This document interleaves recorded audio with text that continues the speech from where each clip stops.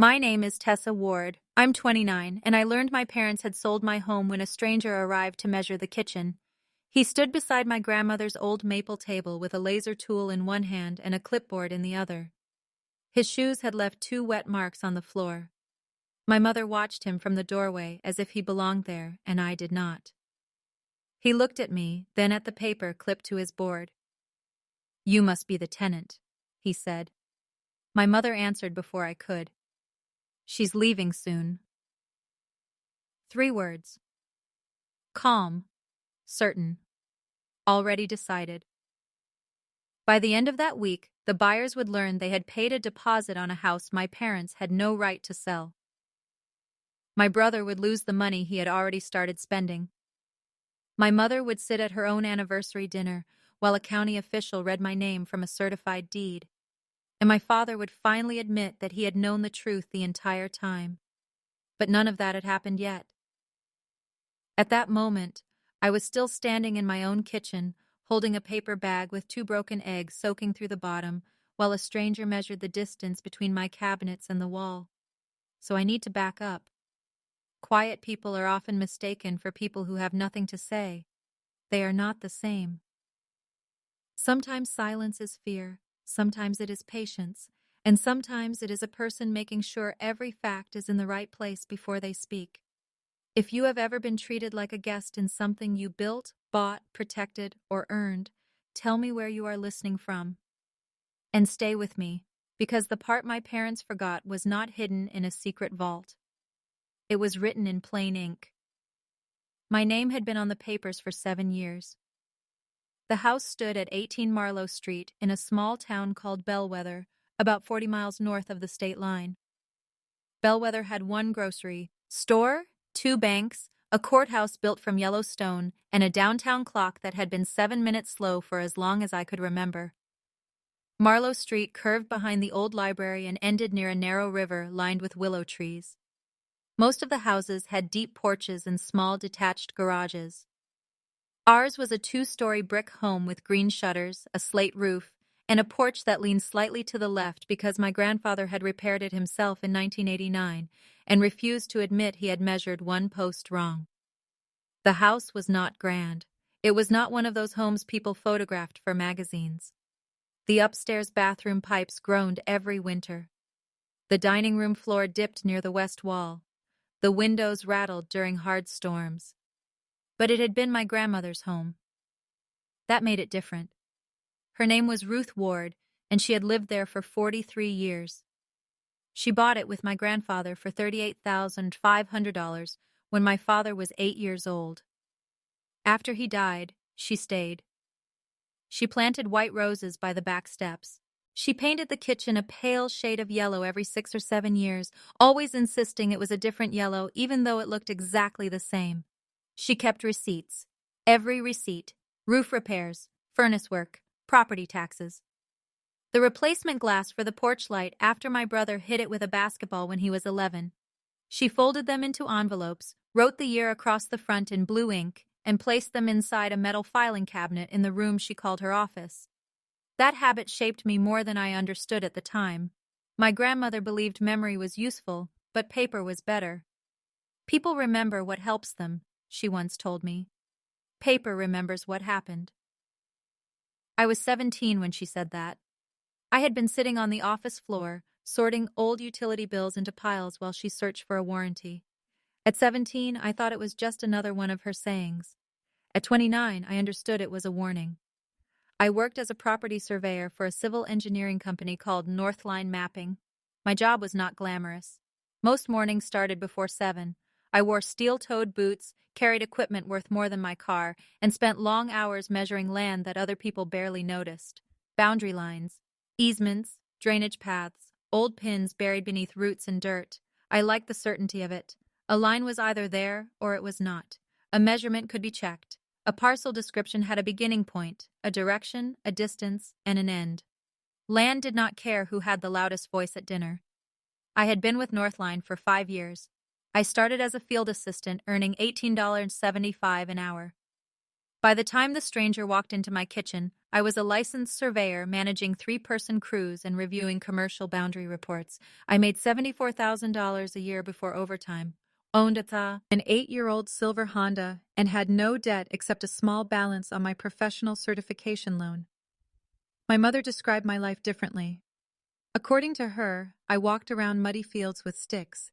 She never said this when she needed help understanding a tax map or permit, only when someone asked what I did for work. My brother Evan was 3 years older than me. He had tried 4 careers by the time he turned 32. Insurance sales, fitness coaching, luxury car leasing, then business consulting, although I never understood what business he consulted for or what advice anyone paid him to give. He wore expensive watches bought on payment plans and called every dinner a meeting. My parents called him ambitious. They called me practical. In our family, ambitious meant important. Practical meant available. I was the person my mother called when the washing machine leaked. I was the person my father called when the property tax notice made no sense. I replaced smoke detector batteries, compared furnace estimates, checked the roof after storms, and once drove 45 minutes at 10 at night because my mother thought the sound in the attic might be an animal. It was a loose vent cover. Evan visited on holidays and brought flowers bought from the gas station 6 minutes away. My mother framed photographs of him. That was the shape of things long before the house became mine.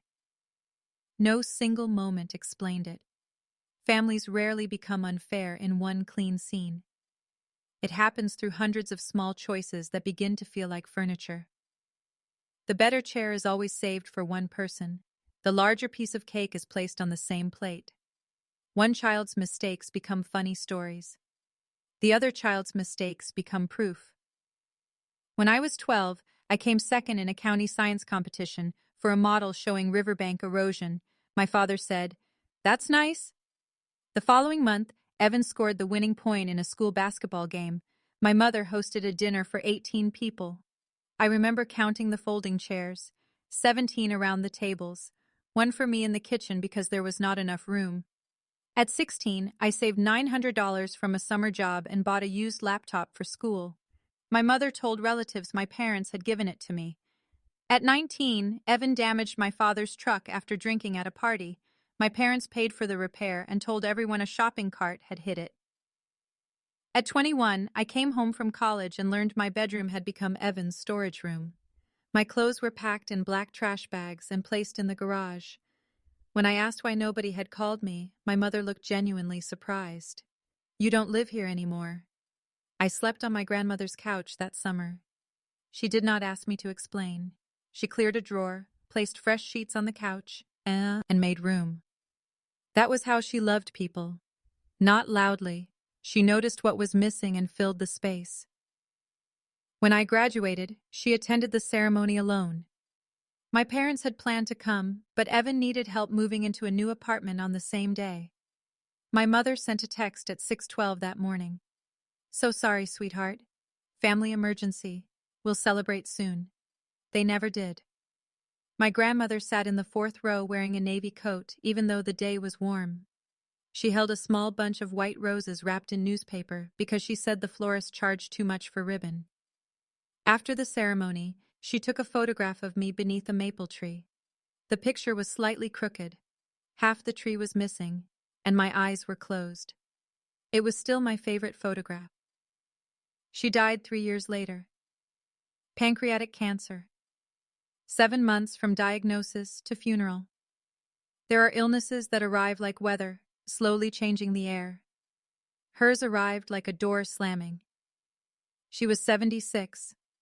She lost weight quickly, then strength, then interest in food. But she never lost track of her papers. 2 months before she died, she asked me to meet her at the office of a lawyer named Martin Hale. Mr. Hale worked above a pharmacy on Linden Avenue. His waiting room smelled like old carpet and peppermint tea. There were 4 chairs, 1 dying plant, and a framed photograph of a fishing boat. My grandmother wore a gray cardigan and held a blue document folder on her lap. I had seen that folder many times. It had a cloth spine, metal corners, and a small dark stain near the bottom from a cup of coffee she spilled in 2004. She kept the important things inside it. Her birth certificate, my grandfather's death certificate, the original deed, insurance papers, a handwritten list of account numbers. That afternoon, she placed the folder on the lawyer's desk and pushed it toward me. "The house goes to Tessa," she said. Mr. Hale nodded. He already knew. I did not. I looked at her. "What?" "The house. It goes to you." I remember the hum of the air conditioner. I remember a truck braking on the street below. I remember counting 6 peppermint candies in a glass bowl near the lawyer's hand. I reached for one and did not eat it. "What about Dad?" My grandmother's mouth tightened slightly. "Your father has had help." That was all she said at first. Later, she explained. My grandparents had paid off my father's first mortgage after his business failed.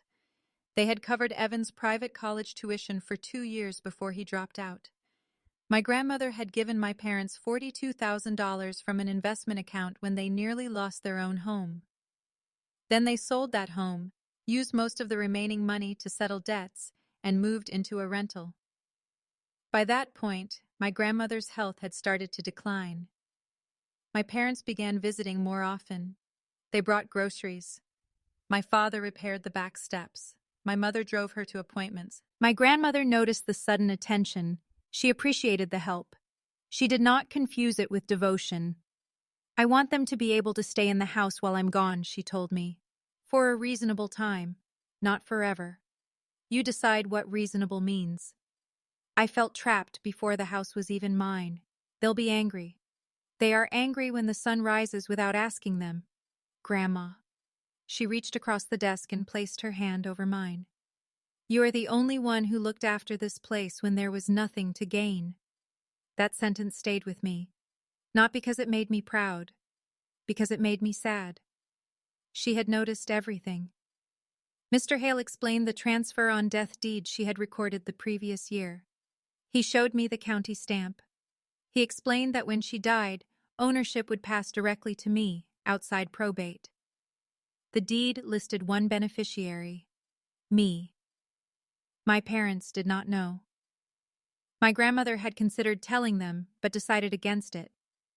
She believed my mother would spend her final months trying to change her mind. She was probably right. "Keep the original papers safe," Mr. Hale said. "Certified copies can be obtained, but originals simplify questions." My grandmother tapped the blue folder. "Tessa understands records." Then she looked at me. "Do not let guilt sign anything." At the time, I thought she meant my parents might pressure me to sell after she died. I did not understand how literal her warning would become. She passed away on a Sunday morning in early October. Rain hit the windows so softly I did not notice it until after the nurse covered her hands. The funeral was held 4 days later. My mother cried beautifully. That sounds cruel, but it is true. Some people cry by losing control. My mother cried with timing. She knew when to touch her chest, when to look down, when to let someone take her arm. She wore my grandmother's pearl earrings without asking me and stood beside the casket greeting people as though she were hosting a formal event. Evan arrived 12 minutes late. My father stared at the floor. I stood near the white roses and counted them. 36. The day after the funeral, my mother asked when the will would be read. I told her there would not be a dramatic reading. Most wills are not handled that way. She looked disappointed. "What happens to the house?" "I'm still sorting things out." That was not a lie. I had not filed the required affidavit yet. I had not transferred utilities or updated insurance. I had spent the night before sleeping in my grandmother's room because I could not bear to move any of her things. My mother studied my face. "Your father grew up here." "I know. This house belongs with family." It was the first time she said it. Not the refrain. Not yet. Just the opening note. 3 weeks later, the deed was formally updated. I became the sole owner of 18 Marlowe Street. I kept the blue folder. I also made a mist. Entus. I let my parents move in. Their rental lease was ending. My father had lost contract work. My mother said they needed 6 months to recover financially. She cried at my grandmother's kitchen table and said she could not survive losing both her mother-in-law and the only family home that still felt familiar. I gave them 1 year, no rent. They would pay utilities, basic upkeep, and property taxes. We wrote a simple occupancy agreement with Mr. Hale. My parents signed it. It stated clearly that I owned the house and that their right to live there could be ended with 60 days' notice. My father read every page. My mother barely looked at it. When she reached the signature line, she gave me a wounded smile. Imagine needing a contract with your own parents. I almost apologized. That was how she worked. She could take a boundary and make it sound like an accusation. My grandmother had warned me not to let guilt sign anything, so I signed anyway. The first 6 months went smoothly. My parents moved into the upstairs bedroom. I kept the smaller room at the back of the house because it had the best morning light and because my grandmother's office was across the hall. We shared the kitchen. My mother cooked 3 nights a week. My father mowed the lawn. I paid for a new water heater after the old one failed in January. It almost felt normal. Not healthy. I knew better than that. But calm. Evan came over every Sunday. He ate, talked about new plans, and left before dishes. My mother slowly began describing the house as ours. At first, I thought she meant ours as a family. Then she started saying things like, "We're thinking about replacing the dining room windows," or, "We may open the wall between the kitchen and den." I reminded her that renovations required my approval. She laughed. "Of course, you and your little measuring rules." My father said nothing. That was his talent. Silence can look harmless when someone else is doing the damage. My father had built an entire life inside that misunderstanding. He did not lie as often as my mother. He simply stood near the truth and looked away. Their 1-year arrangement became 18 months, then 2 years. Each time I raised the subject of them finding another place, there was a reason to delay. My father's work was unstable. Evan needed help. My mother's back hurt. The rental market was terrible. Then the pandemic changed everything, and asking them to leave felt impossible. By the time the stranger came to measure my kitchen, my parents had lived in the house for almost 5 years. I lived there too, though my mother increasingly behaved as if I occupied one room by permission. She moved my food to a lower cabinet because she wanted the upper shelves for serving dishes. She replaced the curtains in my bedroom while I was at work. She gave Evan a key without asking. When I objected, she said, "He's family." I changed the locks. Not secretly. I told them the date. I gave my parents 2 new keys and explained that no copies were to be made without my permission. My mother held the key between 2 fingers, like something dirty. "This is unnecessary."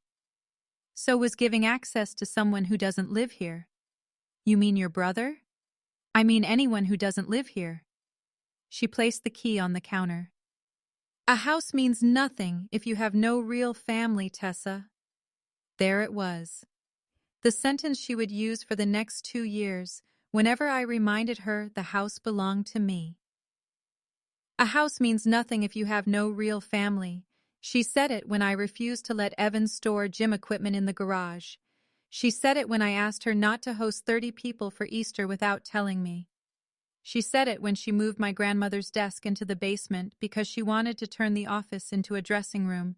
Each time she spoke softly. That made it worse. People expect cruelty to be loud. My mother's cruelty was neat, folded, placed on the table like a napkin. She never said, "You do not matter." She rearranged the room until I was standing outside it. The first serious warning came on a Thursday in March. I returned from a 3-day survey project near Cedar Ridge and found a brass lockbox attached to the side gate. It was the kind real estate agents use to hold keys. I parked, walked to the gate, and stared at it for 9 seconds. I counted because counting stopped me from reacting before I understood. 1, 2, 3. The box was black with a silver dial. No label, no company mark. At 9, I took a photograph. Inside the house, my mother was arranging tulips in a vase. What's the lockbox outside? She did not turn around. What lockbox? The one attached to the gate. Oh, that. She clipped a stem. Evan left it. Why? He's helping a friend. With what? She sighed. You ask questions as if everyone is under investigation. It's attached to my property. Our property. My property. She turned then. Her face changed only slightly. A small tightening near her mouth. Your father was raised here. That does not change the deed. A piece of paper is not a family. No, but it does establish ownership. She looked at me for a long moment, then returned to the flowers. A house means nothing if you have no real family. I removed the lockbox with bolt cutters from the garage. It was empty. Evan claimed he had attached it temporarily while showing a friend how the mechanism worked. He laughed when I asked why he chose my gate. You're really turning into Grandma. He meant suspicious. I heard careful. I saved the photographs anyway. 2 weeks later, 3 pieces of mail arrived from a company called Fairfield Residential Group. They were addressed to my mother. The envelopes were marked private. I placed them unopened on the hall table. That evening, they disappeared. The next morning, I asked my mother if Fairfield was a property management company. She was buttering toast. No idea. You received mail from them. I get junk mail. 3 envelopes? She dropped the knife into the sink. Tessa, I do not read every company name that sends me something. My father was sitting at the table. His coffee cup stopped halfway to his mouth. I noticed. He noticed that I noticed. Then he drank. I went to work. Property surveyors spend their days looking for small evidence other people overlook. A metal pin beneath 6 inches of soil. A fence line that bends 2 feet around an older boundary. A legal description using a stone marker that no longer exists. Once you train your mind to look for inconsistencies, it becomes difficult to stop at home. The lockbox. The mail. My father's pause. None of it proved anything. Together it formed a shape. I began keeping a log. March 11th, lockbox discovered on East Gate. March 26th, Fairfield Residential Mail. April Sue, Evan photographed exterior from driveway. April 8th, mother asked when property taxes were due. April 19, father requested copy of utility bill for records. May 3rd, unknown vehicle parked across street for 20 minutes. I did not confront them, not yet. There is a difference between suspicion and proof. I knew that professionally. I forced myself to know it personally. At the beginning of June, my mother announced she wanted to replace the kitchen cabinets. The existing cabinets were oak, installed by my grandfather in 1996. They were dated, but solid. She spread sample cards across the table. White, cream, gray. I like the white, she said. I'm not replacing the cabinets. They lower the value. I'm not selling. She looked at me too quickly. I didn't say you were. No, you said value. People improve homes, Tessa. It's normal. Not without a budget. Your father and I can cover some of it. With what money? Her eyes hardened. That question crossed a line in her mind, although she had spent years asking about my salary, savings, insurance, and taxes. We are not helpless. I didn't say you were. You implied it. I asked where the money would come from. Evan entered through the back door during the argument. He still had a copied key. I knew because I had never given him one after changing the locks. He looked at the cabinet samples and smiled. Finally, this kitchen looks ancient. I held out my hand. Key. He blinked. What? The key you just used. Tess, seriously? Yes. My mother folded her arms. This is humiliating. For whom? for all of us, the way you behave. Evan took the key from his pocket and dropped it onto the table. It struck the wood and spun once before stopping beside the gray cabinet sample. You know what your problem is? He said. You think owning this place makes you better than everyone. I have never said that. You don't have to. My father entered, and from the porch. He had heard enough to understand but asked, "What's going on?" "Tessa is throwing her brother out," my mother said. "I asked for an unauthorized key." "You see?" She looked at my father. "Listen to how she talks. Unauthorized. Like we're criminals." I looked at him, too. "Did you make the copy?" He stared at the floor. That was my answer. My mother began collecting the cabinet samples. "A house means nothing if you have no real family."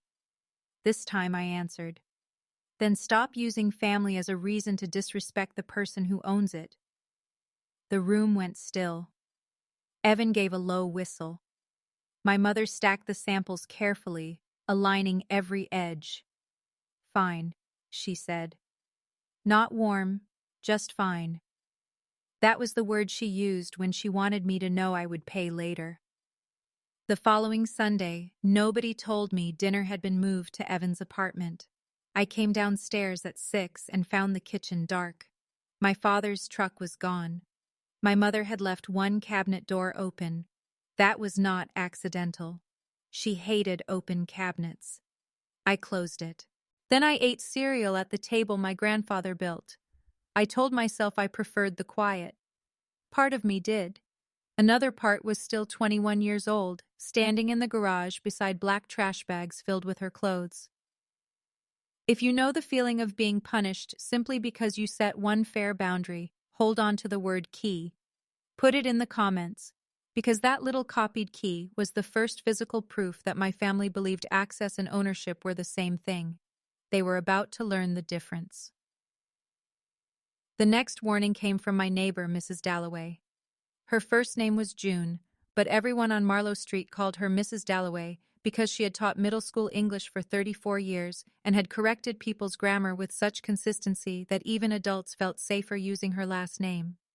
She was 71, wore bright scarves, and knew every vehicle that entered the street.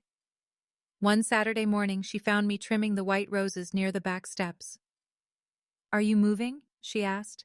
I stopped cutting. "No." She adjusted the scarf around her neck. "I didn't think so." "Why?" "There was a young man photographing your house on Wednesday." "What young man?" "Tall, tan coat, shoes too clean for the weather." "Did he speak to anyone?" "Your mother." My hand tightened around the pruning shears. "What did they say?" I wasn't close enough to hear. He pointed at the roof. She pointed toward the garage. "Your father came outside later." "How long were they here?" 23 minutes. She would know. Mrs. Dalloway timed phone calls. "Did he have a sign on his car?" "Fairfield Residential." I set the shears on the ground. She watched me. "Is something wrong?" "I don't know yet." "That is not the same as no." "No." She reached into her coat pocket and removed her phone. "I took a photograph of a license plate." Of course she had. She sent it to me. The car was parked in front of the house. My mother stood near the porch steps beside a man holding a tablet. In the photograph, she was smiling. I thanked Mrs. Dalloway and went inside. My mother was upstairs. My father was in the garage. I stood in the hallway beneath the framed photograph of my grandmother and counted the steps between me and the office. 7. I entered, closed the door, and opened the metal filing cabinet. The original blue folder was not there. I checked the second drawer, then the third, old receipts, insurance statements, utility records. No folder. I searched the desk. Nothing. My chest tightened. I had last used the folder 8 months earlier when updating the homeowner's insurance. Afterward, I had returned it to the locked bottom drawer. The drawer showed no damage. I tested the key. It turned normally. I kept the filing cabinet key on my car key ring. But there had been nights when I left my keys on the kitchen counter. Mornings when I showered while my parents were awake downstairs. Weekends when I traveled for work. I opened every drawer again. 7 minutes. That was how long I searched before accepting that the folder was gone. I found my father in the garage cleaning a paintbrush. Where's the blue folder? He did not ask which folder.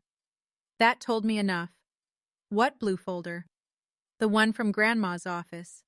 He dipped the brush into a jar of cloudy liquid. I haven't seen it. Dad. What? Look at me. He did. His face held for 2 seconds, then broke. Not dramatically, just a small shift in his eyes. Ask your mother. Why? She moves things. Did she take it? I said ask her.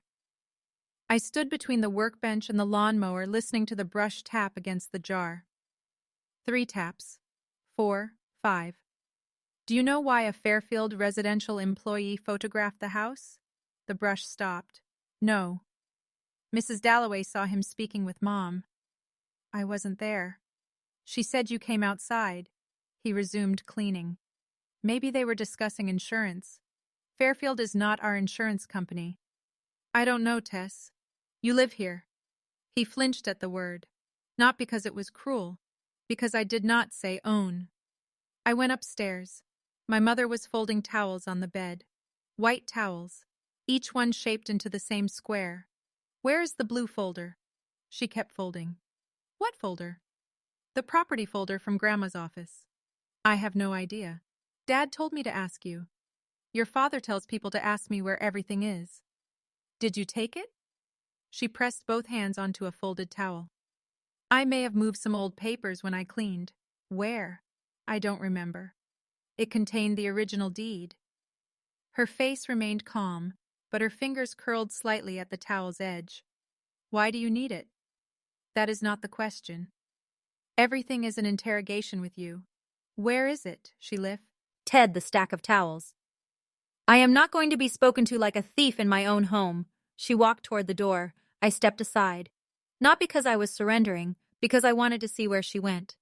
She carried the towels down the hall, placed them in the linen closet, and returned without looking at me. I counted 11 seconds of silence. At 12, she said, Your grandmother created this problem. What problem? She spent her last years making everyone prove they loved her. That is not what happened. She gave you the house because she knew it would make you feel important. I stared at her. It was the first time she admitted she knew. You know the house is mine. Her mouth tightened. Legally. There is no other kind of ownership that matters here. You think because your name is on one paper, you can treat your parents like guests. You are guests. Her face changed. I had thought I understood her anger before that moment. I did not. The expression that crossed her face was not hurt. It was insult, deep and personal, as if I had refused to play a role she had assigned me at birth. She stepped closer. Your father was raised in this house, and Grandma chose what happened to it. She was sick. She was competent. You do not know what we discussed with her. I know what she recorded with an attorney. My mother's voice dropped. A house means nothing if you have no real family. Then tell me where the folder is. She walked away. I did not follow. That evening, I called Mr. Hale. He was semi-retired by then, but still kept office hours 3 days a week. I told him the original folder was missing. Do you have copies? He asked. Yes. Digital? Yes. Good. The original deed itself is recorded. Losing the physical copy does not change ownership. I know. But my parents are meeting with someone from a real estate company. There was a pause. Have you signed anything? No. Given anyone power of attorney? No. Added anyone to the title? No. Then they cannot legally sell the house. I know that too. He heard what I was not saying. They may still try. Yes. Mr. Hale asked me to email him the photograph Mrs. Dalloway had taken and every note I had recorded. Do not accuse them yet, he said. That feels wrong. It may feel passive. It is not. If nothing is happening, we avoid unnecessary damage. If something is happening, people reveal more when they believe they are unobserved. I looked toward the office door. Grandma used to say paper remembers what happened. She was right. Can I get a certified deed copy? Tomorrow morning. I drove to the county recorder's office before work. The courthouse opened at 8. I arrived at 7:42 and waited on a wooden bench outside the records department. At 8:03, a clerk named Sonia Patel unlocked the door. I requested a certified copy of the deed and the par, cell record for 18 Marlowe Street. She asked for identification, printed 2 forms, and stamped the deed with a raised county seal. The cost was $7. I paid in cash. My name appeared 3 times. Tessa Elaine Ward, beneficiary, grantee, sole owner. I ran my thumb over the raised seal, paper remembered. I made 4 copies at work. 1 went into my locked desk, 1 into a safe deposit box, 1 to Mr. Hale. 1 stayed inside a plain red folder in my car. I also changed the lock on the filing cabinet. That afternoon, I checked the parcel database from my office computer. No new deed had been recorded. No lien. No transfer. Nothing legal had changed. But when I searched Fairfield Residential Group, I found a local sales office on Grant Avenue. The company handled mid-range homes and investment properties. Its website showed 12 agents. The young man from Mrs. Dalloway's photograph was named Caleb Moss. I did not contact him. Instead, I looked at the background of the photograph. The tablet in his hand displayed a white screen with a green bar across the top. Fairfield's listing software used that color scheme. He had not come for insurance. The next 3 months were a slow test of patience. My parents acted almost normal. That made every meal feel staged. My mother stopped discussing cabinets. My father repaired the loose porch rail. Evan visited less often, but sent my mother messages that made her smile at the table. Whenever I entered the room, she turned her phone face down. In August, a contractor named Luis Moreno called me while I was at work. He said he had been asked to prepare an estimate for roof repairs at 18 Marlowe Street.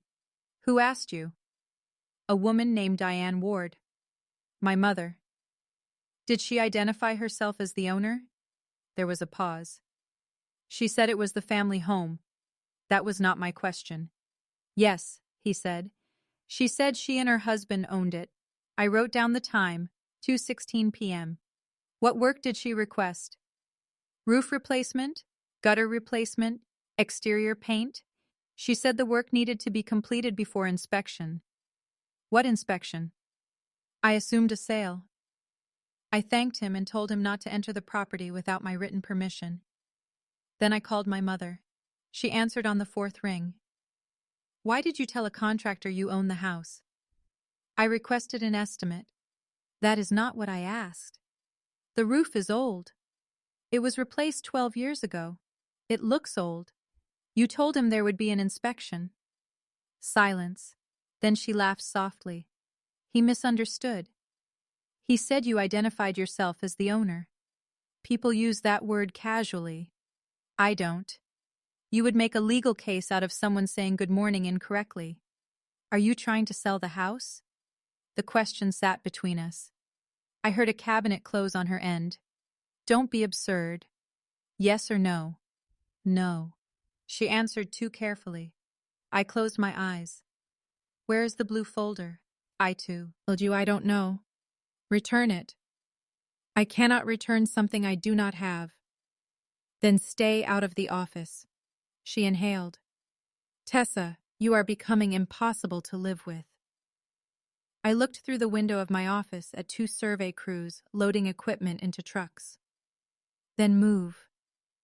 I expected anger. What I heard was surprise. I had never said it that plainly. You would throw your parents out?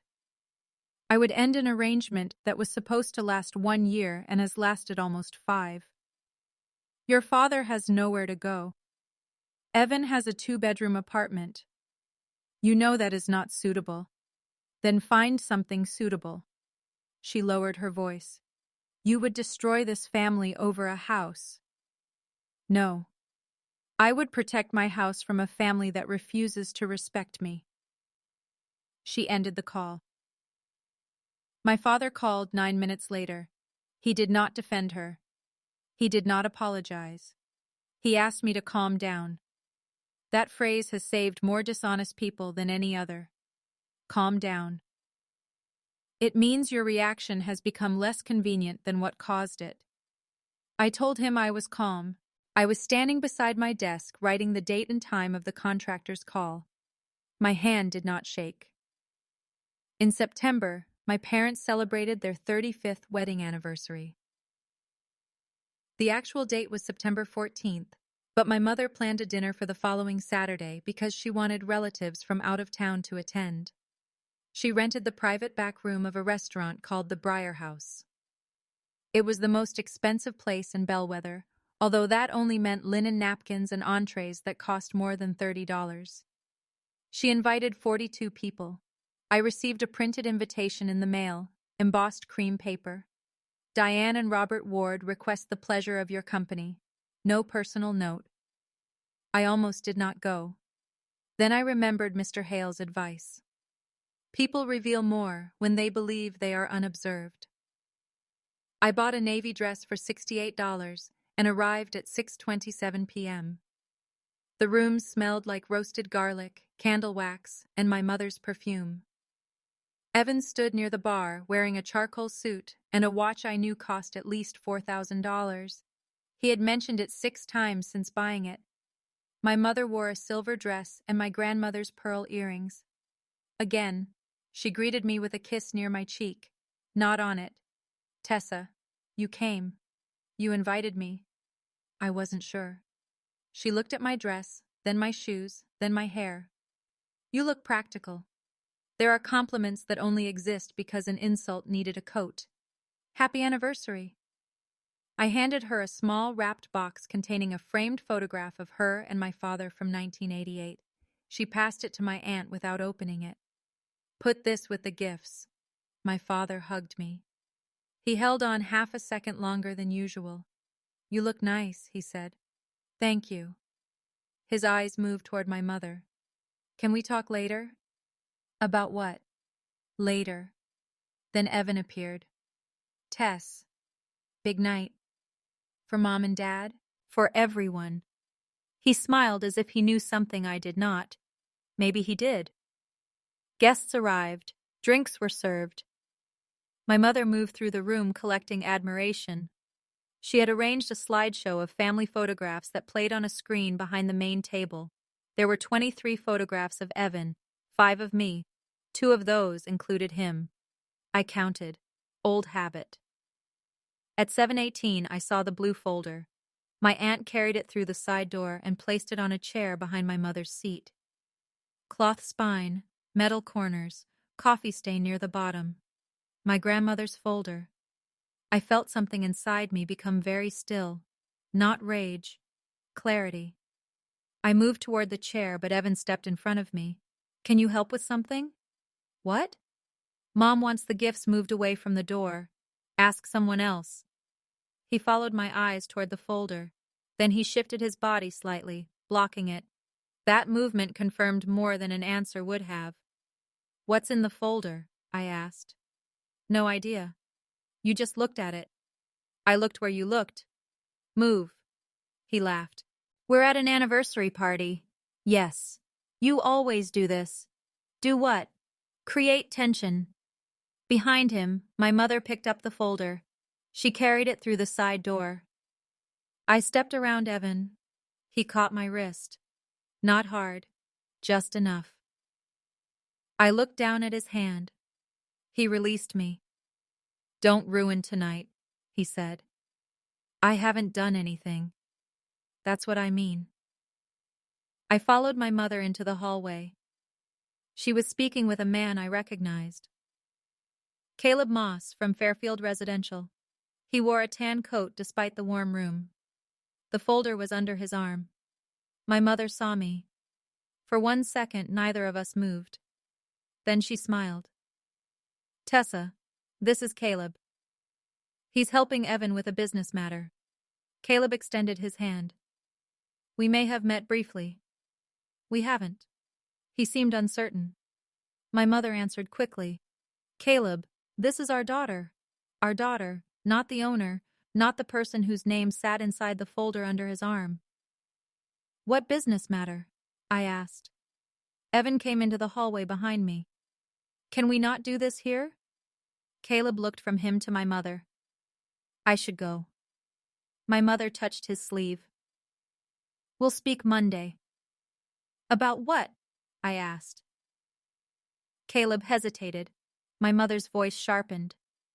Tessa. One word. A warning. I looked at the folder. Where did you get that? She held my gaze. It was in the house. In a locked cabinet. You left papers everywhere. No, I didn't.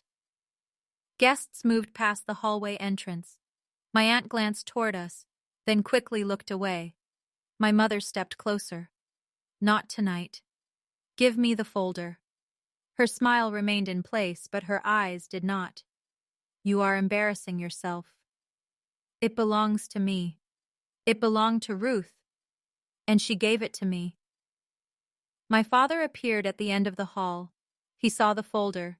His shoulders dropped. That was the honest beat he would not understand. It until much later. He looked tired, not innocent. Tired. Diane, he said quietly. My mother did not turn. Go back inside, Robert. Give her the folder. The words were so soft I almost missed them. My mother turned then. What? You heard me. Evan stepped between them. Can everyone stop? Caleb held out the folder toward my mother as if it had become dangerous. I really should leave. I took it from his hand. Nobody stopped me. The folder felt lighter than I remembered. I opened it. My grandmother's original deed was gone. The insurance records were gone.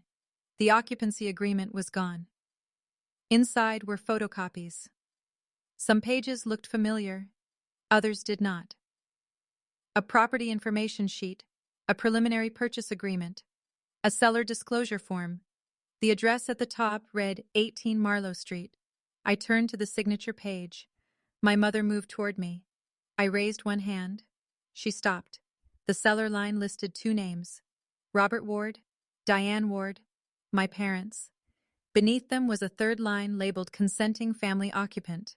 Tessa Ward. The signature was not mine. It looked close enough to fool someone who had never watched me write. The T leaned too far left. The final D ended in a loop I never used, but the name was there. My name. Placed beneath a statement saying I occupied the home but held no ownership interest. I read the line twice, then a third time. The hallway noise faded. I counted the pages.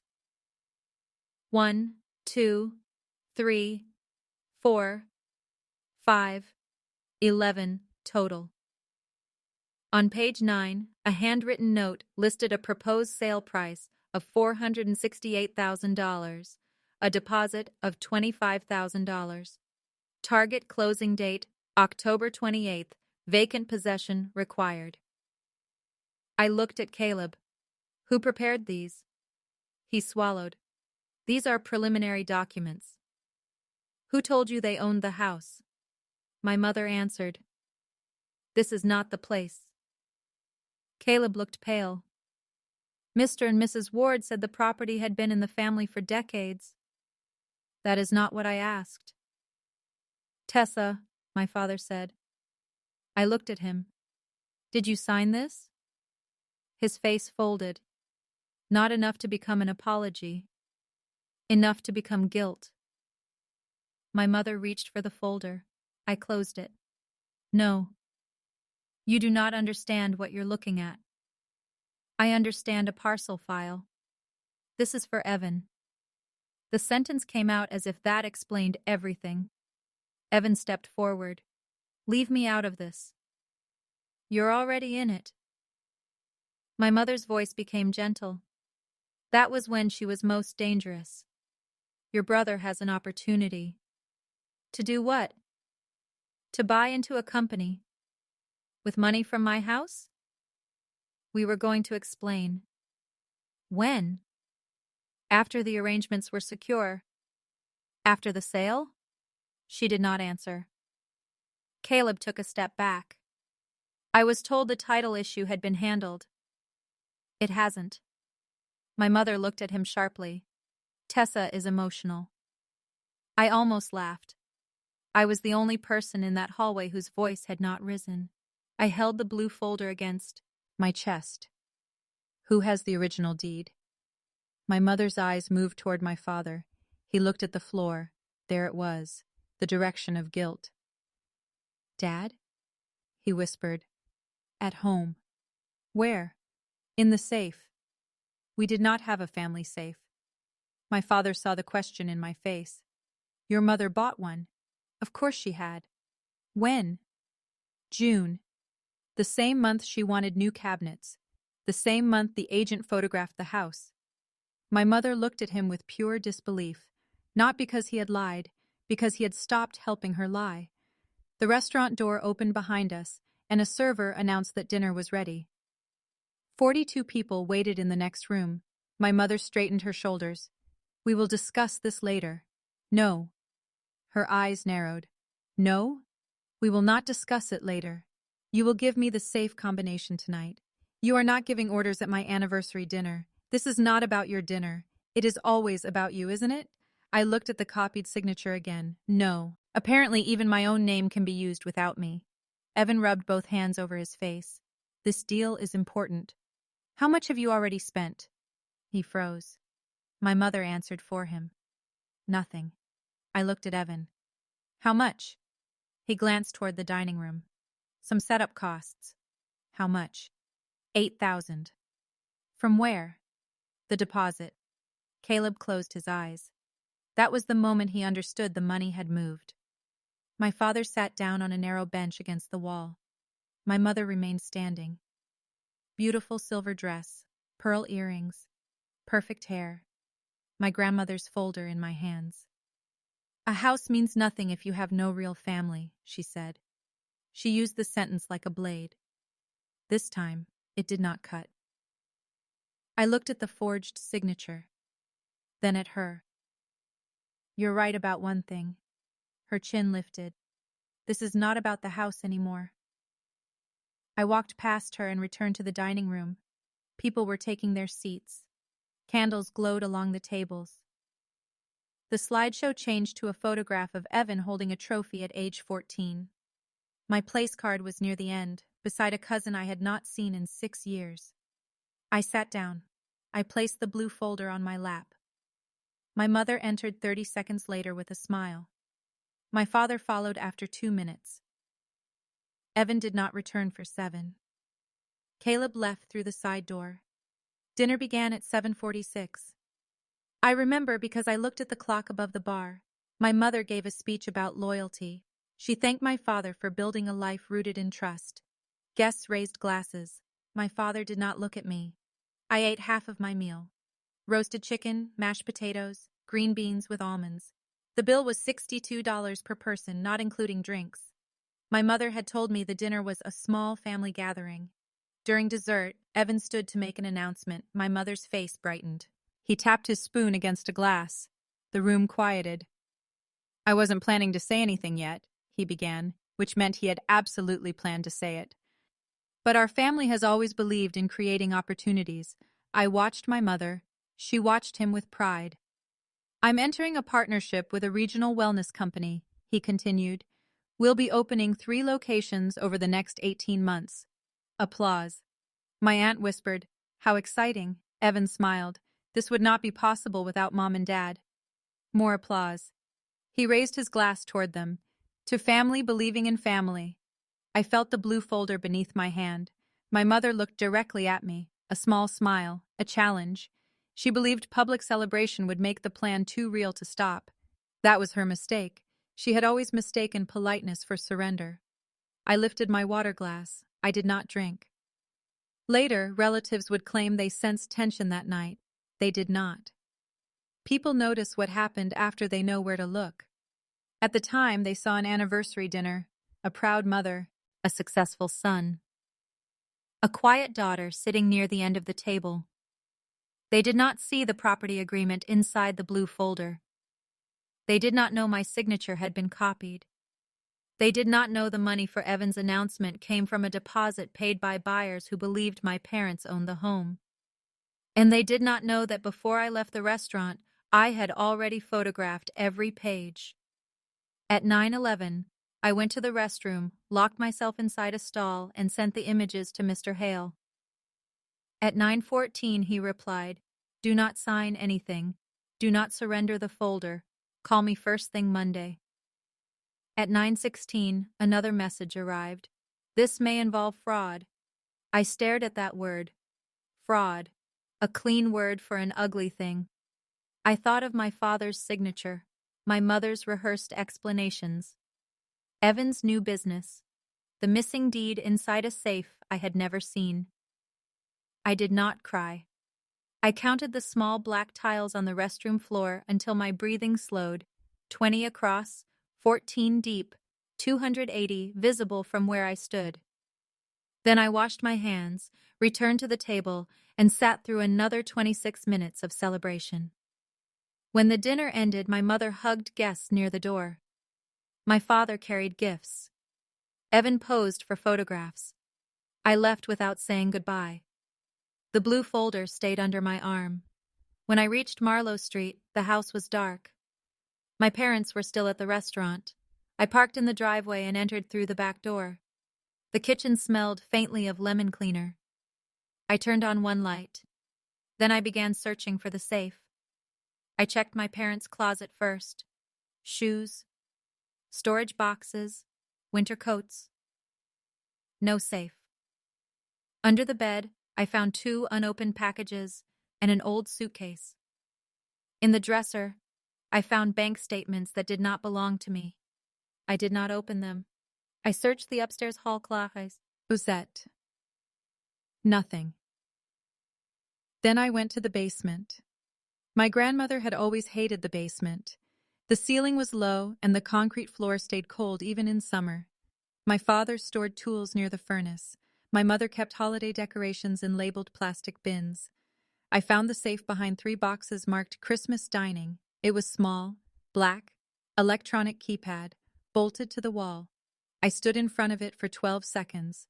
Then I photographed it. I did not try random numbers. I did not touch the keypad. A failed entry might create a lockout.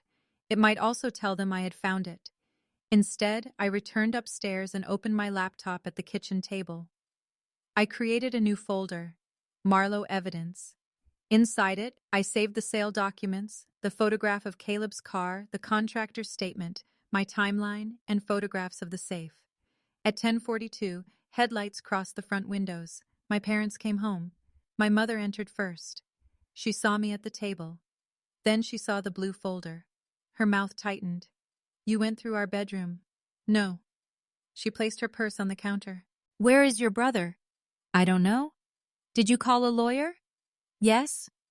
My father came in behind her and quietly closed the door. She removed her earrings, my grandmother's pearls. "You are overreacting. You signed a contract to sell my house. It was not final. You accepted a deposit. That money can be returned. Evan already spent part of it. That is between us and him." "No. It is between the people who paid it, the agent who handled it, the bank involved, the person whose signature was copied, and the actual owner." Her expression changed when I said, "Bank." "Good. There was more I did not know." "Who copied my signature?" She looked offended. "Nobody copied anything?" I opened the folder to the final page and placed it on the table. "That is not my signature." "You signed papers months ago?" "No, I didn't." "You sign things all the time." "Not this." "You may not remember." My father whispered, "Diane." She ignored him. I looked at her. "Tell me when I signed it." "I don't keep track of every date." "Where?" "At home." "In which room?" "Stop this." "What pen did I use?" "Tessa." "Who witnessed it?" Her face hardened. There are lies that rely on details staying blurry. The moment you ask for the room, the date, the pen, the witness, they begin to collapse. My father sat at the table. He looked 10 years older than he had that morning. "Tell her," he said. My mother turned on him. "Do not do this. She knows. She knows nothing. I know enough." My father covered his face with both hands. I signed your name. The kitchen became silent. I looked at him. Not my mother. Him. He lowered his hands. She said you had agreed. My mother laughed once, sharp and small. Don't be pathetic, Robert. He stared at the table. She gave me a copy from an old insurance form. I practiced it. I fell. A cold moved through my arms. How many times? He did not answer. Dad, how many documents? 4. My mother stepped forward. This was a family decision. No, I said. It was a crime. Do not use that word. It is the correct word. No one was harmed. The buyers paid $25,000. They will get the house. They cannot get the house. We can fix the title. I stared at her. She believed that. Some part of her truly believed ownership was an administrative inconvenience, a line that could be moved because she wanted it moved. How? We add your father. No. You sign the transfer, the sale closes, Evan repays what he owes, and we divide what remains. You already divided money from something you do not own. You inherited it. Yes. You did not earn it. The sentence landed quietly. There it was, the real belief beneath everything. My grandmother's choice did not count because it favored me. My work did not count because it was not glamorous. My ownership did not count because it limited them. I closed the folder. You have 60 days to leave. My father lifted his head. My mother did not blink. You would make your own parents homeless? You have 60 days. You cannot do this. I can. This is our home. No. It is the house you tried to sell. She gripped the back of a chair. A house means nothing if you have no real family. I stood. Then leaving it should be easy. For the first time in my life, my mother had no reply ready. I picked up the folder and walked upstairs. At my bedroom door, my father called my name. I stopped but did not turn. I'm sorry, he said. 2 words. Too early to be honest. Too late to be useful. I entered my room and locked the door. That night, I moved the chair beneath the handle, even though the lock worked. I placed the blue folder beside my bed. I did not sleep. At 1:08 a.m., I heard my parents arguing downstairs. At 1:31, a cabinet slammed. At 2:04, my mother called Evan. At 2:17, my father went to the basement. At 2:23, I heard the safe beep.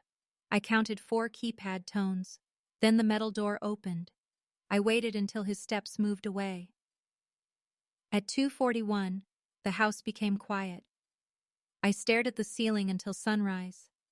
The next morning, the blue folder was still beside me. For years, I had believed the deepest wound in my family was being overlooked. I was wrong. Being overlooked was only the beginning.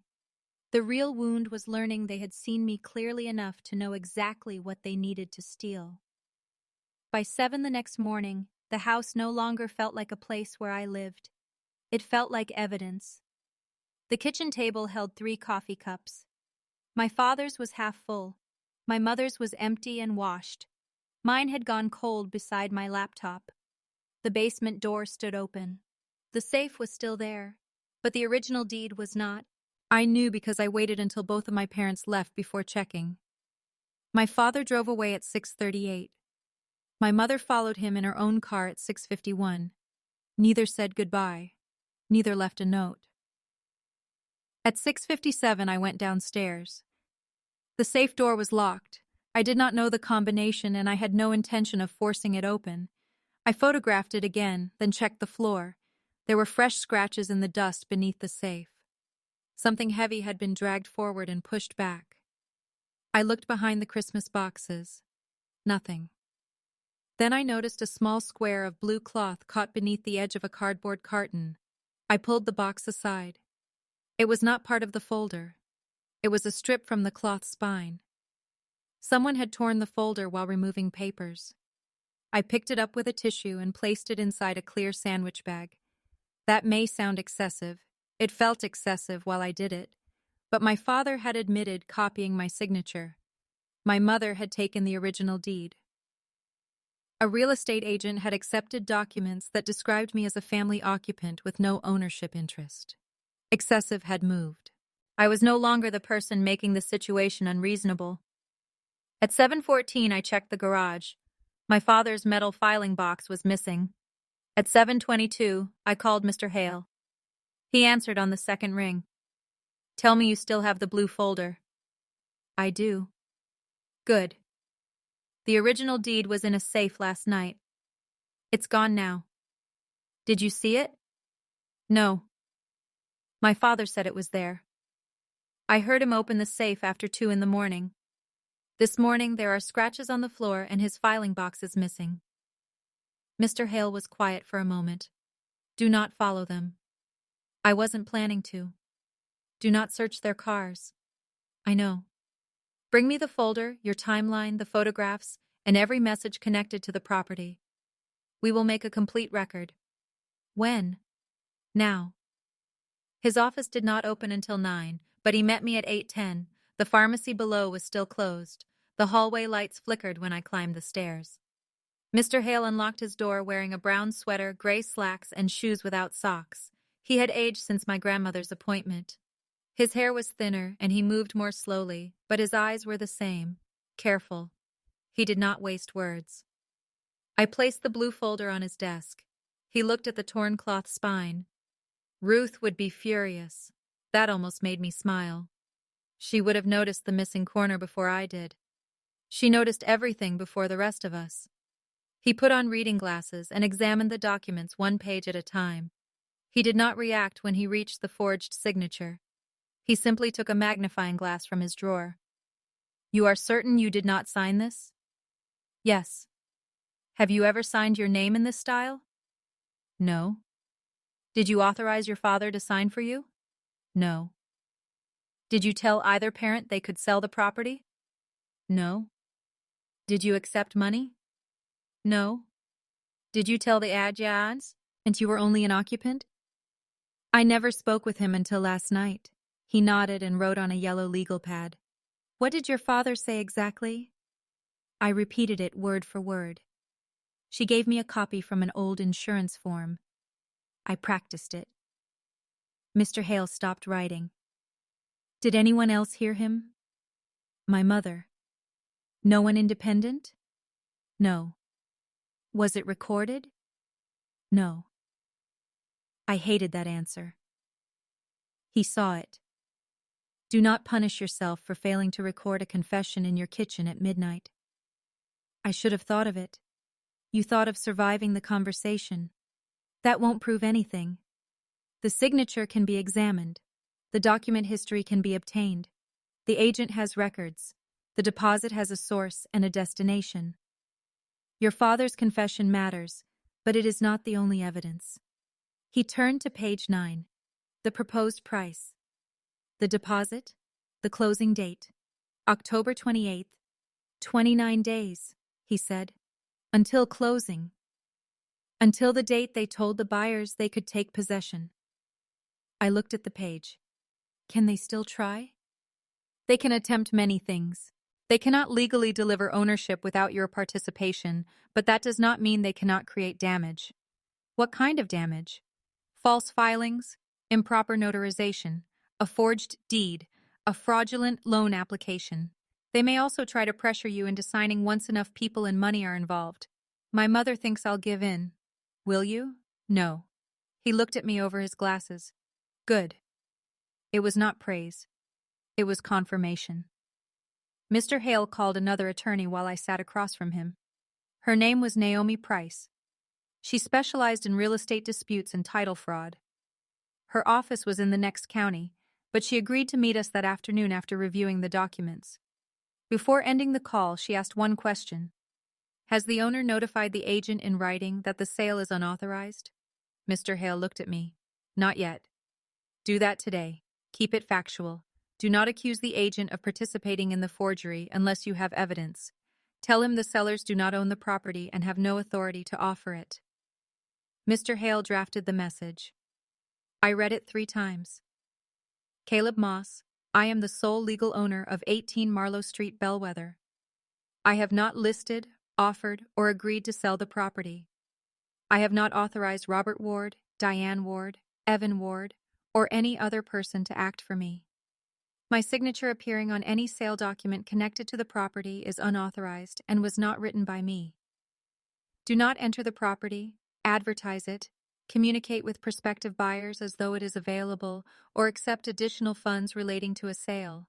Preserve every document, message, email, recording, photograph, and payment record connected to this matter. All future communication should be sent in writing. I attached the certified deed. Then I sent it at 9:06. Caleb called at 9:08. I let it ring. He called again at 9:10. Then he sent a text. Tessa, please call me. There has been a serious misunderstanding. At 9:14, another message appeared. I was given title documentation and written consent. I need to understand what you are claiming. I forwarded both messages to Mr. Hale. He shook his head.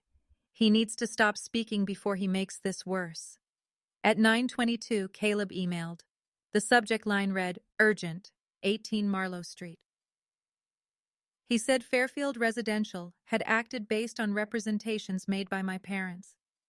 He stated that a preliminary title review showed the property had been held by the Ward family for decades and that additional documentation was expected before closing. He did not explain why he accepted a deposit. He did not explain the false statement saying I held no ownership interest. He did not explain who had prepared my signature line. At 9:31, my mother called. I did not answer. At 9:32, Evan called.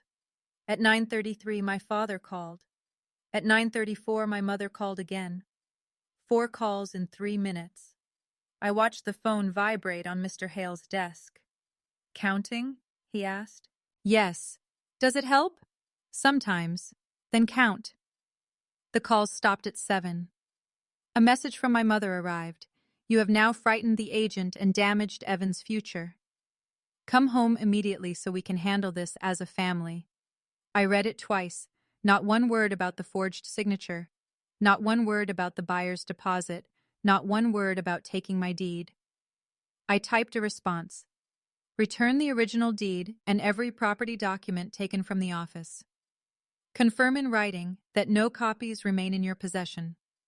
Do not contact buyers, agents, banks, contractors, inspectors, appraisers, or title companies about my property. Mr. Hale read it. Send. I did. Her reply came less than a minute later. You are not speaking to your mother this way. I put the phone down. Mr. Hale leaned back in his chair. People who cannot defend what they did often become very interested in tone. I looked at the blue folder. My grandmother knew. She knew your mother. No, I mean she knew this might happen. She knew pressure would happen. She told me not to let guilt sign anything. Mr. Hale removed his glasses. Ruth did not know every detail, but she understood the pattern. What pattern? The family treats your consent as a temporary obstacle. I said nothing. He was right. My parents had not forgotten the name on the papers. They remembered. They simply believed they could get around it. That hurt more. At noon, I went home to pack a bag. My parents' cars were gone. The kitchen looked untouched except for a white envelope placed in the center of the table. My name was written across the front in my mother's handwriting. Inside was a copy of the occupancy agreement. She had circled one sentence in red ink.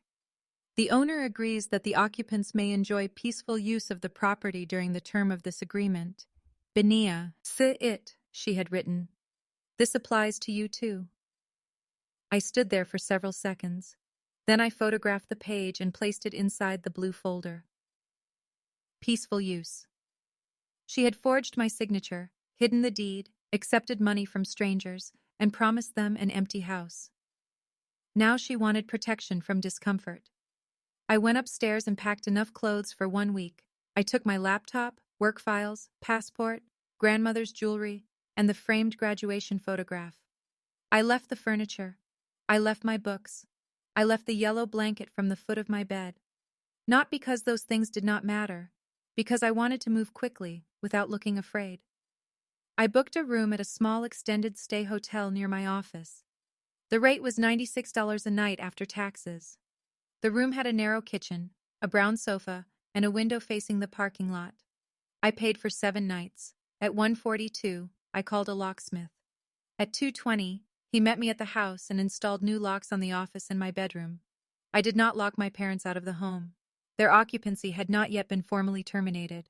I protected the rooms they had already entered without permission. The locksmith's name was Omar. He charged $214.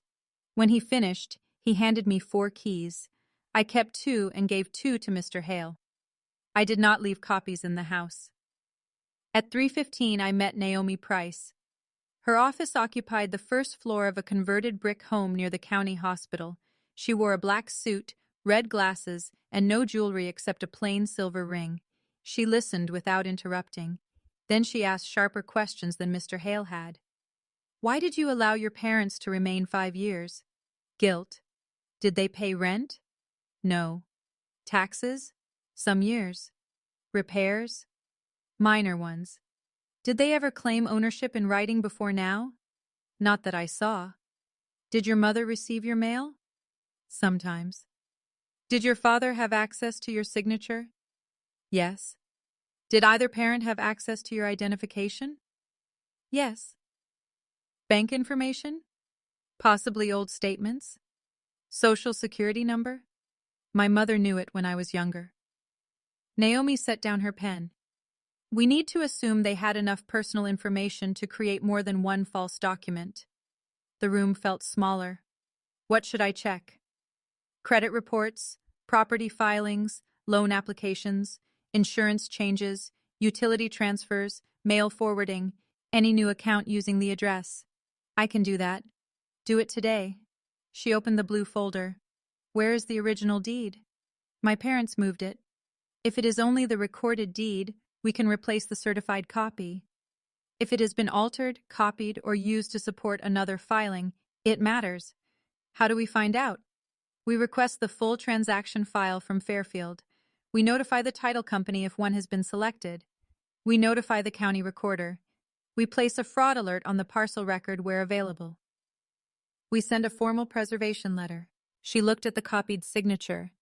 And we give your father one chance to tell the truth in writing. Why?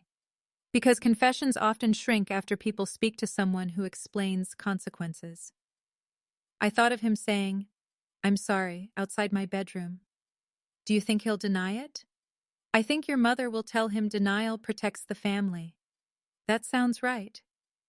Then we ask before she finishes rewriting last night. Naomi dictated a short email. Robert, last night, in the presence of Diane and Tessa Ward, you stated that you signed Tessa Ward's name on 4 documents after practicing from an insurance form. Please confirm whether that statement was accurate and identify each document you signed. Do not destroy, move, alter, or conceal any document connected to 18 Marlowe Street. I sent it at 3:48. My father replied at 4:02. I need time. Naomi read the message. That is not a denial. At 4:09, my mother emailed all 3 of us. Robert is under extreme emotional pressure and will not participate in Tessa's attempt to criminalize a private family matter. Naomi gave a tired smile. Your mother writes like a committee. At 4:16, my father sent another message. I signed the preliminary consent page and 3 supporting forms. Diane told me Tessa had agreed but was unavailable. I should have asked her directly. My hands went cold again. There it was. Not complete, not brave, but written. Naomi printed the email and placed it inside a clear sleeve. Now we have a record. If you have ever had someone deny your reality until a document forced the truth to stay still, keep the word deed in mind. Write it below, because from that moment forward, I stopped trying to win an argument with my family. I started building a record they could not rearrange. The next 3 days were not dramatic. They were worse. Drama ends. Administrative fear sits beside you for hours. I checked all 3 credit reports. No new mortgage appeared in my name. No unfamiliar credit cards. No personal loans. I checked the county parcel record every morning and every evening. No transfer, no lien, no new filing. I contacted the electric company, gas company, water department, and insurance provider. I added verbal passwords to every account. The insurance company told me my mother had called 6 weeks earlier asking whether a policy could be transferred to new family owners after a sale. The representative had noted the conversation. She emailed me the record. August 17th, 10:34 a.m. Caller identified herself as homeowner's mother, asked about cancellation process and proof required after closing. My mother had planned past the sale. She had planned my removal. The water department confirmed someone had requested a final meter reading for October 27th. The request came from my father's phone number. The electric company had a pending note to terminate service on October 28th. The title company listed on the preliminary agreement was called Meridian Closing Services. Naomi contacted them. They returned her call within 20 minutes. Meridian had received an order from Fairfield Residential, but had not yet issued a final title commitment. The file contained a copy of the recorded transfer on death deed showing me as the owner. That should have ended the transaction. Instead, someone had submitted a second document. A quitclaim deed dated June 4th. It claimed I had transferred ownership to my parents for $10 and love and affection. My signature appeared at the bottom. The deed had not been recorded, not yet, but it had been notarized. The notary seal belonged to a woman named Carol Vance. I knew the name. She attended my parents' church. She had sat 3 tables away from me at the anniversary dinner. I had watched her applaud Evan's announcement. Naomi requested a copy. It arrived by secure email at 11:12 on Wednesday morning. The signature was better than the first one. My father had practiced.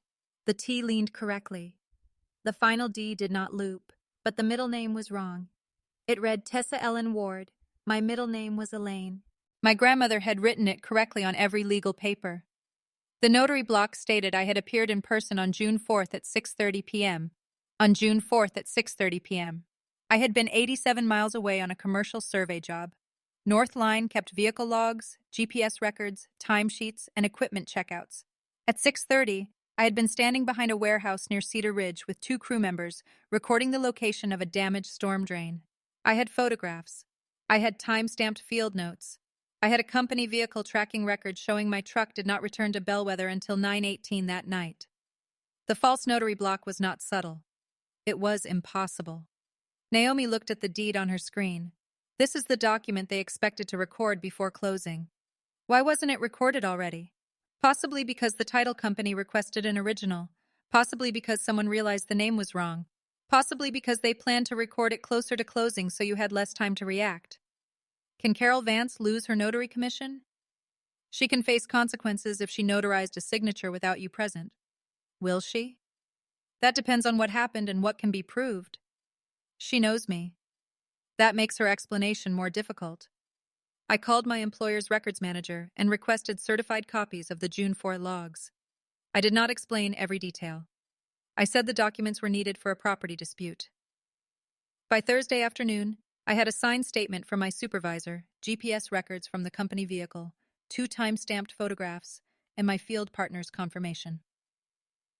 At 6:30 p.m. on June 4th, I had not been at Marlowe Street. I had not been in Bellwether. I had not stood before Carol Vance. I had not signed away my house for $10 in love. Naomi sent preservation notices to Fairfield Meridian Carol Vance, my pere. That's Evan, and the bank that held the buyer's deposit. The word preservation appeared 9 times across the letters. Preserve emails. Preserve texts. Preserve drafts. Preserve payment records. Preserve call logs. Preserve video. Preserve handwritten notes. Truth is not always hidden. Sometimes it is scattered across systems that were never meant to speak to each other. A vehicle log. A water service note. A notary book. A bank transfer. An email subject line. One piece alone can be dismissed. Together, they become a wall. My mother called that wall cruelty. On Thursday night, she sent a message to our extended family. I did not receive it directly. My cousin Melissa forwarded it to me. The message began. We are heartbroken to share that Tessa is experiencing a period of severe stress and has made painful accusations against her parents. My mother wrote that I had misunderstood an effort to restructure family property. She said my grandmother had always intended the house to remain a shared family asset. She said legal language had confused me. She said my parents were trying to protect Evan's future while ensuring everyone benefited. She said I had threatened to make them homeless. She asked relatives not to confront me because I was not thinking clearly. The final line read, "Please pray that she remembers a house means nothing if you have no real family." I sat on the hotel sofa and read the message 3 times. The first time, I felt anger. The second time, shame. The third time, I saw the structure. She had not denied the sale. She had not denied the forged signature. She had not denied the false deed. She had changed the subject from what they did to how I reacted. I forwarded it to Naomi. Then I turned off my phone.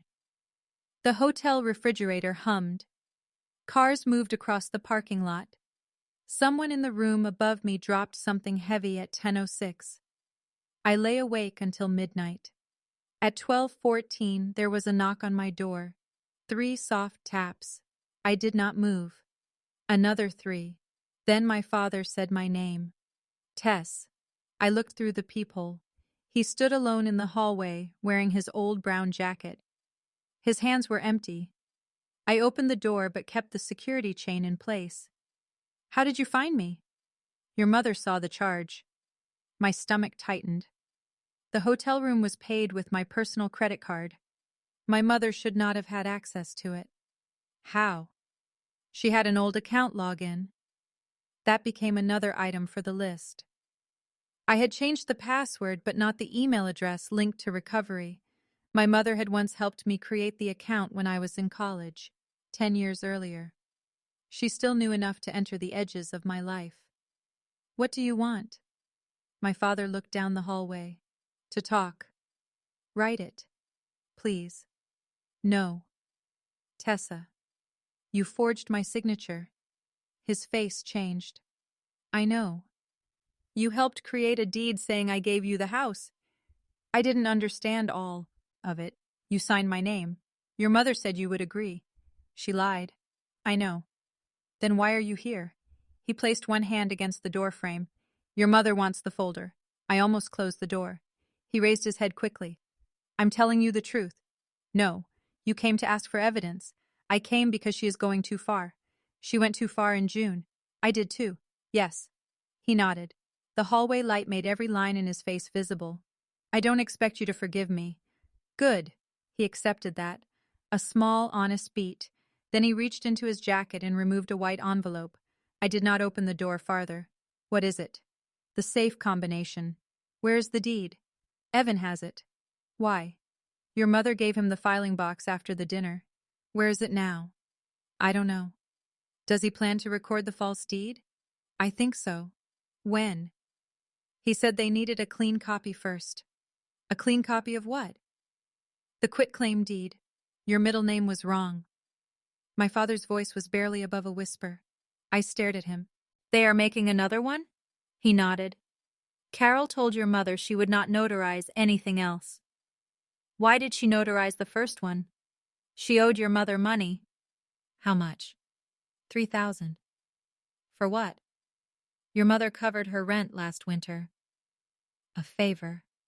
That was how my mother built loyalty.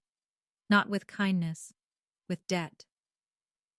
"Is Carol willing to admit what she did?" "I don't know." "Will you?" He looked at me. "I already wrote the email." "That is not the same." "What do you want me to say?" "The truth." "I told you the truth. You told me enough to reduce your blame." His mouth opened, then closed. I was right, and he knew it. He held the envelope toward the narrow gap. I did not take it. "Slide it under the door." He crouched and pushed it across the carpet. I picked it up after he stood. "Is Mom outside?" "No." "Did she send you?" "She knows I came." That was not my question. He rubbed the side of his face. She said if I could get the folder back, maybe we could still settle privately. There it is. I wasn't going to take it.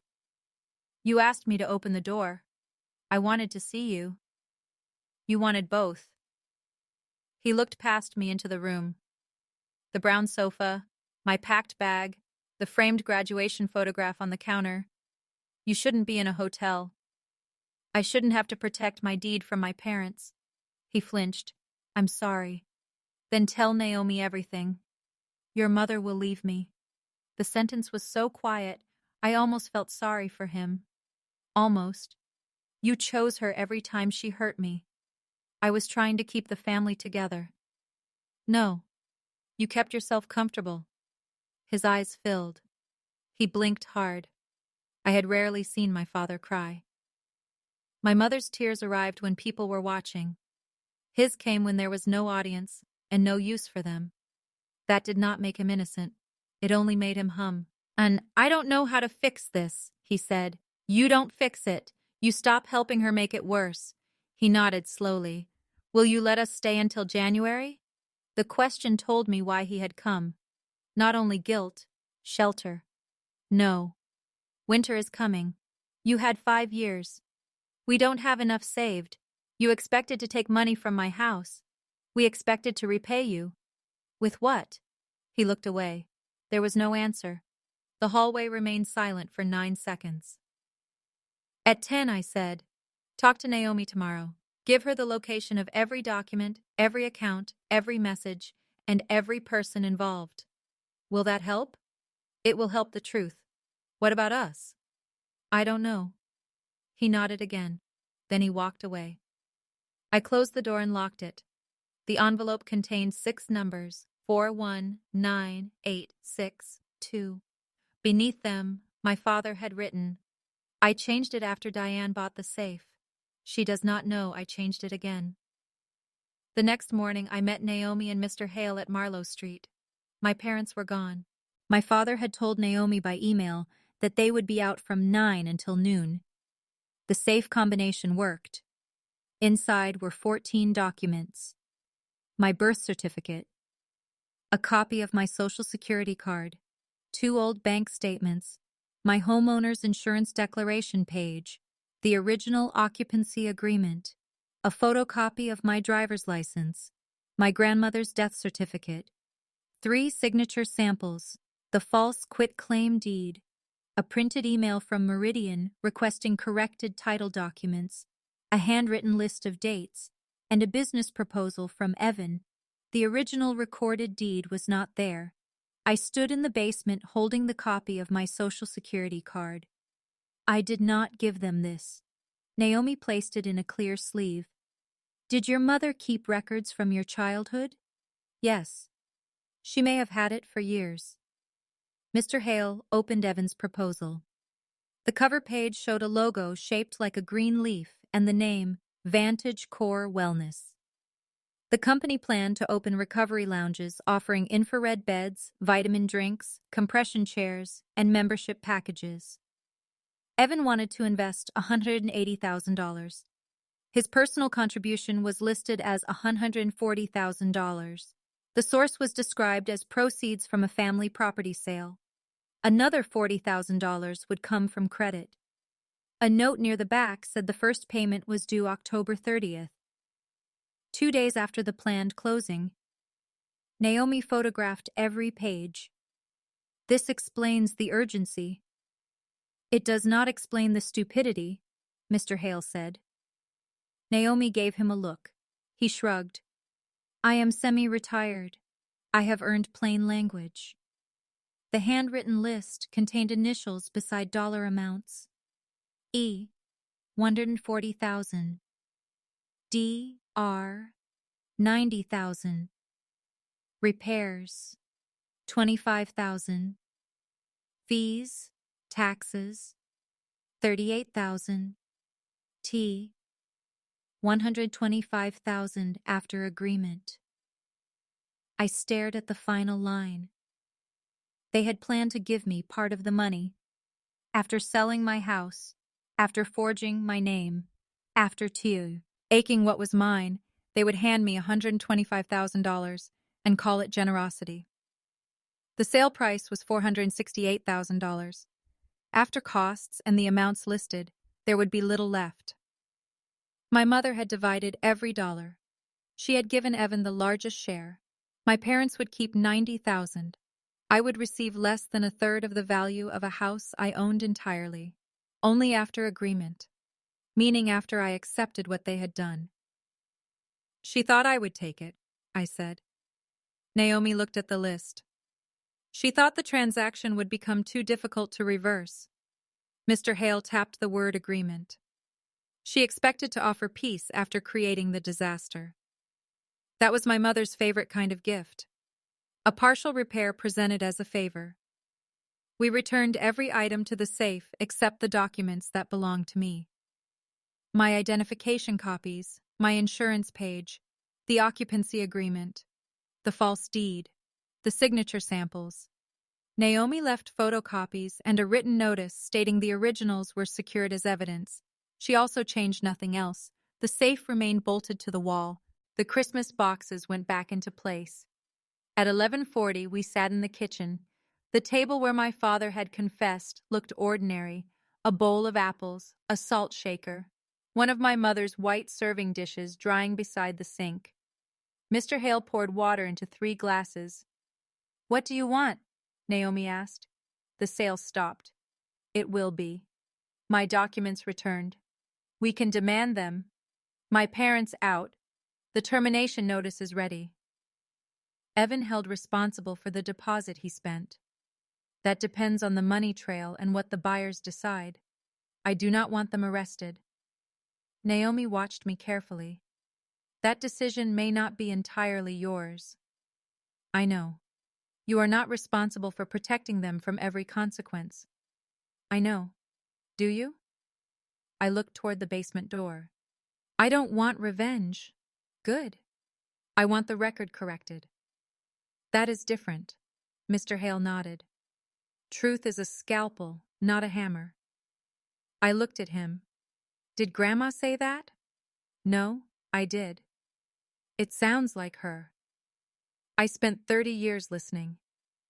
Naomi placed the 60-day notice on the table. It ended my parents' occupancy effective December 12th. I signed it. Mr. Hale witnessed. A process server delivered it at 4:35 that afternoon. My mother called me at 4:38. I did not answer. She sent 19 messages before 5. The first accused me of humiliating them. The fourth said my father's blood pressure was dangerously high. The seventh said Evan might lose everything. The 10th reminded me that Christmas was coming. The 14th said my grandmother would be ashamed. The 19th contained only one sentence. You have chosen a building over your mother. I saved every message. Then I blocked her number for the night. The weekend brought relatives. Not physically. Digitally. My aunt called and left a 6-minute voicemail. My cousin sent a message saying families made mistakes. A family friend told me my parents had sacrificed years raising me.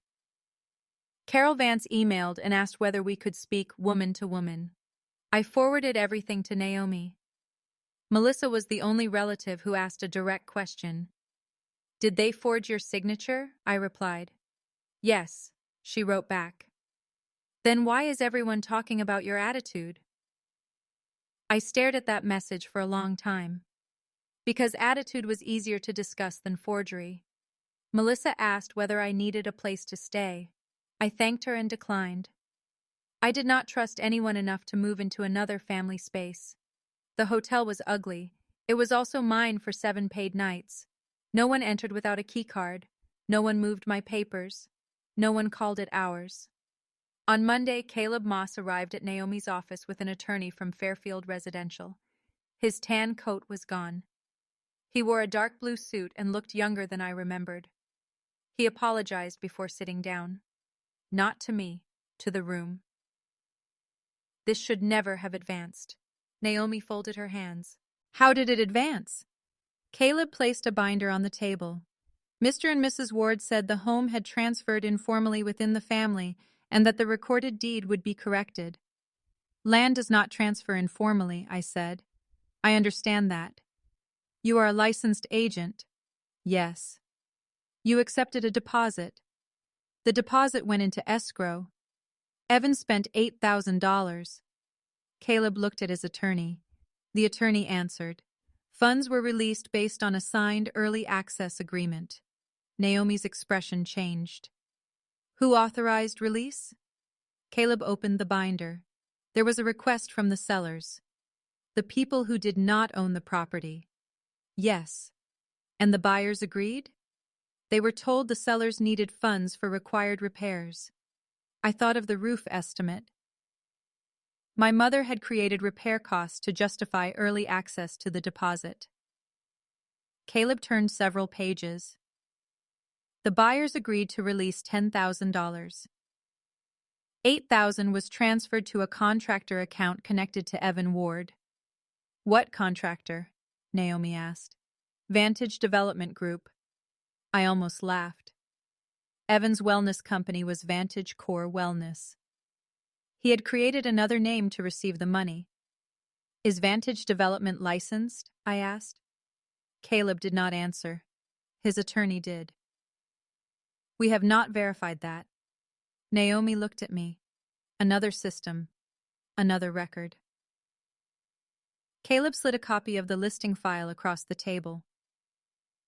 My parents had provided photographs of the house, a written property description, the false consent form, the unrecorded quit-claim deed, and a letter explaining that I traveled frequently and preferred communication through them.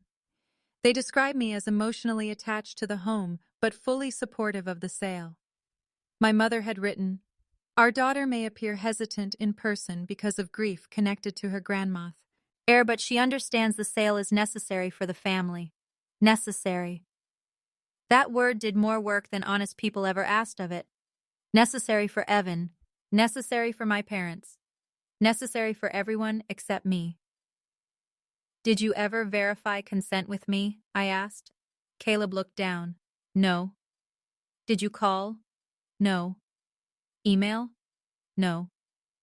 Send a letter? No. Then why was my name included? Your parents said direct contact would upset you. I felt heat rise into my face.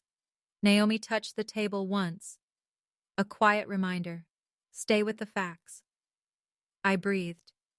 Caleb continued. I believe the title issue was being handled by Meridian. Meridian had the deed showing Tessa owned it, Naomi said. They requested corrected documents. And when the correction involved a quit-claim deed with a different middle name? I was told it was a clerical error. By whom? Diane Ward. Of course. Where are the buyers? I asked. Caleb looked at his attorney again. Mr. and Mrs. Lennox have been informed there is a title dispute. Do they know the sellers never owned it? They know the transaction cannot proceed as written. That was not my question. His attorney answered carefully. They will receive a formal explanation. They deserve one. They also want their deposit returned. So do I, Caleb said. Naomi's eyes sharpened. You are not the victim in this room. He stopped. For the next 2 hours, we reviewed the file. My mother had begun speaking with Caleb in April. The lockbox appeared in March because Evan had borrowed one from a friend who worked in rentals. They planned to use it for inspections once I agreed or was temporarily relocated. Fairfield photographed the exterior in May. The contractor estimate happened in August. The buyers viewed the property twice while I was away for work. My parents removed family photographs from the rooms and told the buyers I had already moved most of my things. The buyers liked the kitchen. They planned to paint it blue. They had a 6-year-old daughter who wanted the back bedroom because of the morning light. My bedroom. The detail stayed with me, not because I blamed the child, because my mother had shown strangers the room while my clothes were still in the closet. She had stood there and described it as available. When the meeting ended, Caleb left the binder. Fairfield agreed to cancel every advertisement, notify all involved parties, preserve the file, and cooperate with the title investigation. His attorney also offered to reimburse my legal fees up to a limited amount. Naomi did not accept. "Not yet," she said. In the parking lot, I sat in my car without starting it. I thought about the buyers walking through the house, the child looking at my window, my mother explaining where furniture could go. The violation was quiet. No broken glass, no forced door, no alarm, just people moving through rooms because someone had told them I did not count. I closed my eyes. Then someone knocked on the passenger window. Caleb stood outside. I lowered the window 2 inches. "My attorney told me not to speak with you alone," he said. "That sounds wise. I need to say one thing." I waited. "I should have called you." "Yes. I believed your mother." "Yes. She was convincing." "That is not an excuse." "No." His face tightened. "I'm sorry." "Tell the buyers everything." "I will. And return every dollar." "We're working on it." "Work faster." He nodded and walked away. That evening, the buyers contacted Naomi. Their names were Daniel and Priya Lennox. They wanted to meet me. Naomi advised against it at first. "You do not owe them a personal conversation." "I know. They may be angry. They should be. At your parents, not at you. They may not understand that yet." "Exactly." I agreed to meet them in Naomi's conference room. Priya arrived holding a thick envelope. Daniel carried a small notebook. They both looked exhausted. Priya was the first to speak. "I'm sorry we entered your home. You believed it was for sale. We should have asked more questions. You had no reason to think the sellers didn't own it." Daniel shook his head. "There were reasons." He opened the notebook. "Your mother said the deed was complicated because of an inheritance. She said you lived there but wanted no involvement in the paperwork. When I asked why you were not at either viewing, she said you were sensitive." The same word. Emotional. Sensitive. Stressed. Every label made my absence sound voluntary. Priya placed the envelope on the table. "These are copies of the messages she sent us." Naomi opened it. My mother had texted Priya directly. She described the white roses, the afternoon light, the school district. She promised the home would be empty by October 27th. In one message, Priya asked what would happen to the daughters still living there. My mother replied, "She has another place. She is only staying because change is hard for her." I read the sentence once, then placed the phone down. Priya watched my face. "You didn't have another place?" "No." "She said you were moving to Cedar Ridge." "I worked there sometimes." "She said you had bought a condo." "I had not." Daniel looked ashamed. "We walked through your room." "I know. We thought the furniture was being sold with the house." "It wasn't." Priya's eyes filled with tears. "I'm so sorry." I believed her. That surprised me. Not because people were rarely sincere, because I had spent so long listening to apologies that contained hidden requests. "Forgive me so I feel better. Forgive me so nothing changes. Forgive me so I do not face what I did." Priya's apology asked for nothing. She simply understood she had entered a private space under a lie. "The deposit will be returned." "Ned," Naomi said. Daniel nodded. "We know. The bank froze the remaining escrow amount. Fairfield says the released $10,000 may take longer." "How much of that can you afford to lose?" I asked. His jaw tightened. "None." They had sold their previous home and were living with Priya's sister. Their daughter had started school in Bellwether because they expected to move before November. My parents had not only gambled with my house, they had disrupted another family. That mattered to me, not because it made my legal position stronger, because it removed the last excuse that this was private. A family matter does not remain private when strangers lose money. It does not remain private when an agent creates a file. It does not remain private when a notary uses a seal. It does not remain private when a bank moves funds. My mother had built the transaction from public systems. Now she wanted it hidden behind family loyalty. Priya pushed the thick envelope toward me. Keep these. Naomi took possession of it. Daniel closed his notebook. There is something else. He looked at Priya, then at me. Your mother invited us to a farewell gathering at the house. When? October 27th. The day before closing. What kind of gathering? She called it a family home celebration. She said relatives would come, Evan's business partners would attend, and we could meet everyone before taking possession. My mother had planned a final performance. A room full of witnesses, buyers, relatives, Evan's partners. A goodbye to a house she did not own. Daniel continued. She said there would be a ceremonial key handover. I thought of the copied key on the kitchen table. Access and ownership. My family had confused them from the beginning. Did you accept? Yes. Have you told her the sale is stopped? Not yet. Fairfield told us not to communicate until the cancellation paperwork was complete. Naomi leaned back. Do not attend. I looked at her. She understood immediately. No. They are planning to gather everyone connected to the transaction. That does not make it safe or wise. It makes it useful, Tessa. My mother thinks she can still force me to agree. Yes. She will bring the buyers, relatives, Evan's partners, and probably Carol. Possibly. She will make a speech. She will call it family. She will put papers in front of me. Naomi said nothing. I continued. She is not going to stop because of letters. She is going to change the story.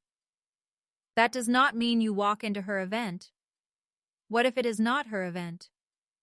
Mr. Hale, who had been quiet, looked at me. What are you thinking? The gathering is at my house. Naomi's expression remained firm. That gives you the right to cancel it. I don't want to cancel it. Why? Because everyone she lied to is planning to be in one room. Priya looked at Daniel. Daniel looked at Naomi. Mr. Hale folded his hands over his stomach. A public correction. Not revenge, I said. A record. Naomi stared at me for several seconds. Then she asked, what exactly would happen? I don't know yet. That answer is why I dislike the idea. We control it. How? We invite the people who can verify the facts. The county recorder will not attend a family gathering because you ask. Sonia might. Mr. Hale lifted one eyebrow. You know her? She issued my certified deed. She also knows my grandmother. Bellwether was small. Records were public. Histories overlapped. Naomi turned to the buyers. You would be willing to attend? Priya answered first. Yes. Daniel nodded. Naomi looked back at me. The agent? He should hear it. The title company? They should hear it too. Your father? He will already be there. Your mother? She created the guest list. And if she becomes aggressive? She does not become aggressive in public. She becomes wounded. That can still create chaos. I know. Mr. Hale spoke gently. Tessa, what do you want from that room? I answered without thinking. I want them to stop calling the truth a misunderstanding. Silence followed. That was the center of it. Not punishment, not humiliation, not applause. One clear moment where nobody could say I was confused. Nobody could say I had agreed. Nobody could say legal language had overwhelmed me. Nobody could say the house was shared because my father had once slept upstairs as a child. The name on the papers would be read aloud. The false deed would be placed beside the real one. The time records would show I had been miles away from the notary. The buyers would hear the truth. Evan's partners would learn where his investment money came from. My relatives would see why my mother had spent weeks discussing my attitude. Naomi removed her glasses and rubbed the bridge of her nose. This can only happen if we prepare for every likely outcome. We will. No improvising. Agreed. No accusations we cannot prove. Agreed. No threats. Agreed. No blocking anyone from leaving. Of course. And if your mother cancels? Then we proceed another way. She put her glasses back on. I still dislike it. Mr. Hale smiled faintly. That is not the same as no. No, Naomi said. It is not. If you have ever watched someone build a whole story around your silence, remember the word record. Leave it below, because the strongest part of a record is not that it shouts. It is that everyone reads the same line. The plan took shape over the next 2 weeks, quietly. My mother believed she was still arranging the farewell gathering. She sent invitations by email. The subject line read, "A final evening at Marlowe Street." She described the event as a celebration of 35 years of marriage, Evan's new venture, and the next chapter of a beloved family home. She invited 51 people. She told them the key handover would happen at 8. She asked guests to bring written memories of the house. She signed the message, "With love, Diane and Robert." My name did not appear. I received the invitation through Melissa. My mother had not sent it to me. That part interested Naomi. She plans to bring you in separately. She thinks I'll come if Dad asks. Will he? Yes. He called 3 days later. He said the gathering could help everyone heal. I asked whether he had told my mother about meeting me at the hotel. He said no. I asked whether he had told her he gave me the safe combination. He said no. I asked whether he had spoken to Naomi again. He said he had an appointment the following morning. He was moving slowly toward honesty, too slowly to protect me, fast enough to frighten my mother if she noticed. Carol Vance contacted Naomi through her own attorney. She admitted she notarized the false quitclaim deed without me present. Her explanation was that my mother brought a signed document and assured her I had completed it earlier that day. That did not excuse the notarization, but it established something important. My mother had delivered the deed.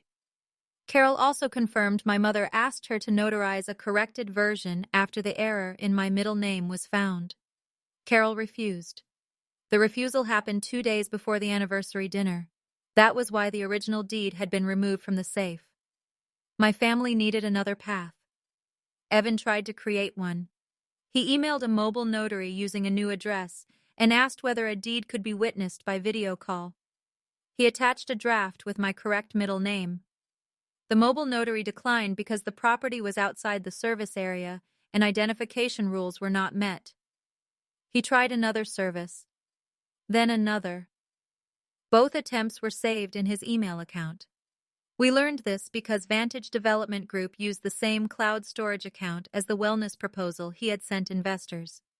The account administrator was one of his prospective partners, a man named Marcus Bell.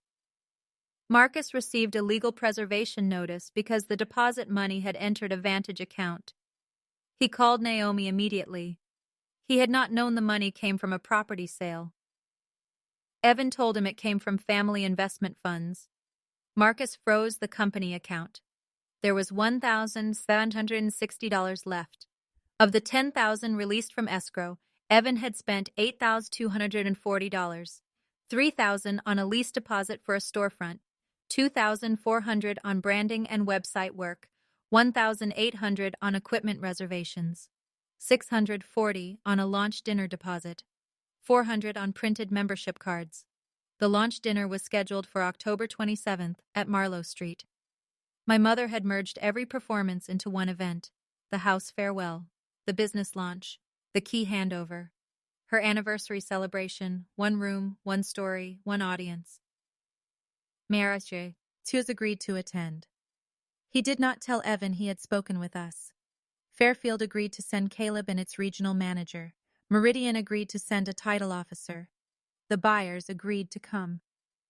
Sonia Patel could not attend in her official county role, but she offered to provide a certified parcel history and a written statement explaining the recorded ownership. The county seal would speak for her. Mr. Hale prepared copies of the original transfer on death deed, the certified ownership record, the false quitclaim deed, and the occupancy agreement. Naomi organized everything in a new binder. Not blue, black. The blue folder remained with me. It held my grandmother's records and the first false agreement. The black binder held what came after. Tab 1, Ownership. Tab 2, Unauthorized Sale. Tab 3, Forged Signatures. Tab 4, False Notarization. Tab 5, Deposit. Tab 6, Communications. Tab 7, Occupancy Termination. Tab 8, Witness Statements. Each tab had an index. Each page had a number. My mother had always used confusion as cover. We removed confusion. On October 19th, my father met with Naomi for 3 hours. He provided his phone and authorized copies of messages connected to the sale. His text with my mother began in February. Diane, we cannot wait forever for Tessa to become reasonable. Robert, it is her house. Diane, it is Ruth's house. Robert, Ruth gave it to her. Diane, Ruth made a mistake. A week later, Diane, if the sale is arranged first, she will see the benefit. Robert, she may say no. Diane, she says no before she understands things. In April. Robert, Caleb asked about title. Diane, tell him the family is correcting it. Robert, we need Tessa. Diane, we need her signature. That is different. I read that line 3 times. We need her signature. That is different. My mother knew exactly whose name was on the papers. She did not forget. She separated me from my consent. The signature was useful. The person was not. In May, my father sent, I do not want to forge anything. My mother replied, no one is forging. We are completing what she should have done. Then, you copy her handwriting better than I do. My father's next message came 11 minutes later. Send the insurance form. He had hesitated, then participated. That was the pattern of his life. A pause mistaken for morality. He gave Naomi the remaining messages. He also provided the location of the metal filing box. Evan kept it in a rented storage unit behind the old train station. The unit was in my father's name. Naomi arranged for him to retrieve it legally. My father met the storage manager, opened the unit, and removed only his own box. Inside was the original recorded deed. My grandmother's handwritten property notes.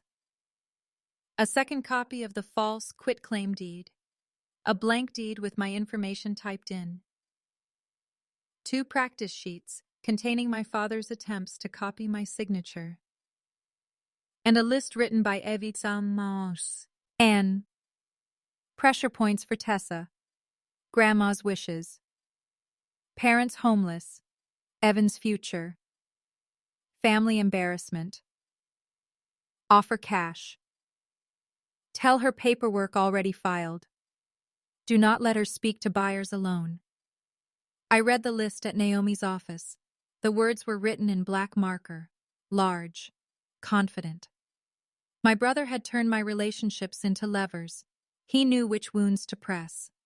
My grandmother, my parents' housing, his future. Public shame, money, urgency. Each item assumed I could be managed. Naomi placed the paper in the binder. How do you feel?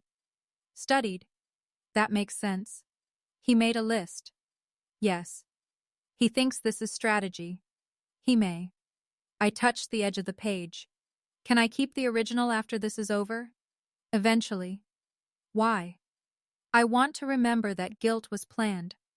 The original deed returned to the blue folder. The cloth spine was torn. The coffee stain remained. I held it the way my grandmother had held it in Mr. Hale's office. Steady. On October 23rd, my mother came to my workplace. The receptionist called my desk at 10:18. There is a Diane Ward here to see you. I looked through the glass wall. My mother stood in the lobby wearing a cream coat and carrying a paper shopping bag. Tell her I'm unavailable.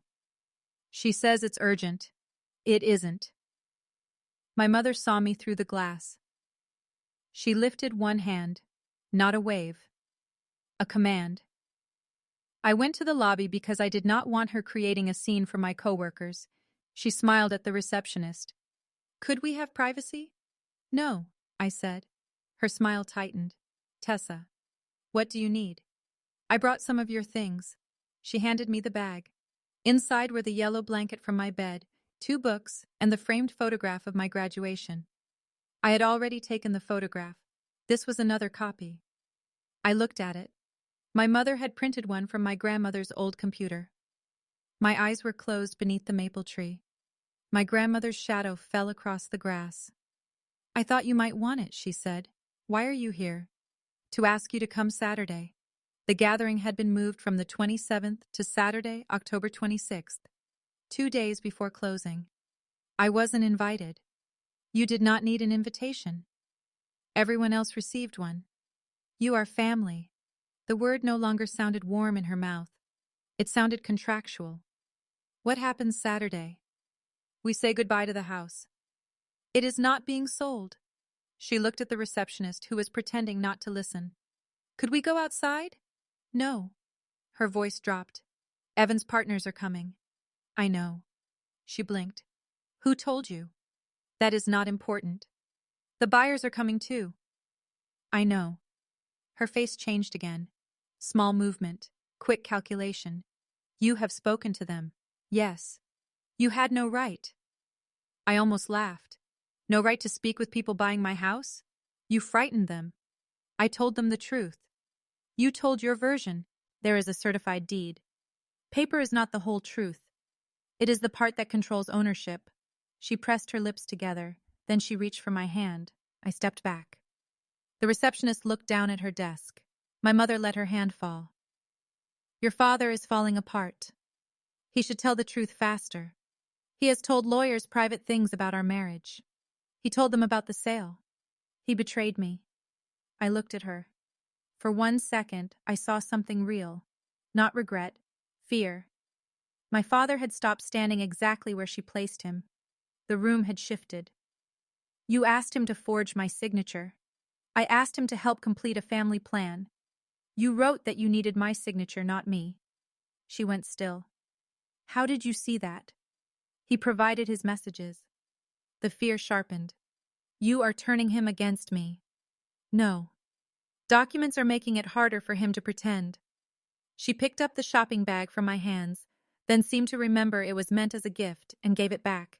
You think you've won. I'm not playing. Saturday will happen. Yes. You will not humiliate us in our home. My home. Her face lost all softness. You always wanted this. What? To stand above us? No. To punish Evan? No. To prove Ruth loved you more. The words landed where she intended. That did not mean they controlled me. My grandmother protected the person who protected her home. She made you selfish. She made me the owner. My mother's eyes filled, perfectly, quietly. The receptionist looked uncomfortable. I gave you life, my mother whispered, and I gave you 5 rent-free years. Her tears stopped. Not slowly, immediately. That was the clearest thing she showed me. She turned and walked out. The cream coat moved through the glass doors. The receptionist waited until my mother reached the parking lot. Then she said, I'm sorry. For what? That she did that here. I looked down at the bag, the blanket, the books, the photograph, a peace offering assembled from things she had taken from my room. She wanted witnesses, I said. The receptionist nodded. She got one. Saturday arrived cold and bright. I woke at 5:42 in the hotel room. The gathering would begin at 6. The key handover was scheduled for 8. The false closing was still listed for Monday morning. My mother believed she had 48 hours to make me sign. I showered, dressed for work, and spent the day at Northline. I reviewed a boundary dispute, approved a drainage map, answered 11 emails, ate soup at my desk. At 3:30, I left. At 4:05, I met Naomi and Mr. Hale at her office. The black binder sat on the conference table. The blue folder rested beside it. My grandmother's white roses had browned for the season. I had cut one late bloom that morning and placed it inside a small glass jar. Mr. Hale looked at it. Ruth would approve. No, she wouldn't. The stem is too short. He smiled. That is true. Naomi reviewed the plan. Security would remain outside unless needed. The buyers would arrive as invited. Caleb and Fairfield's regional manager would arrive separately. Marcus would attend as Evan's business partner.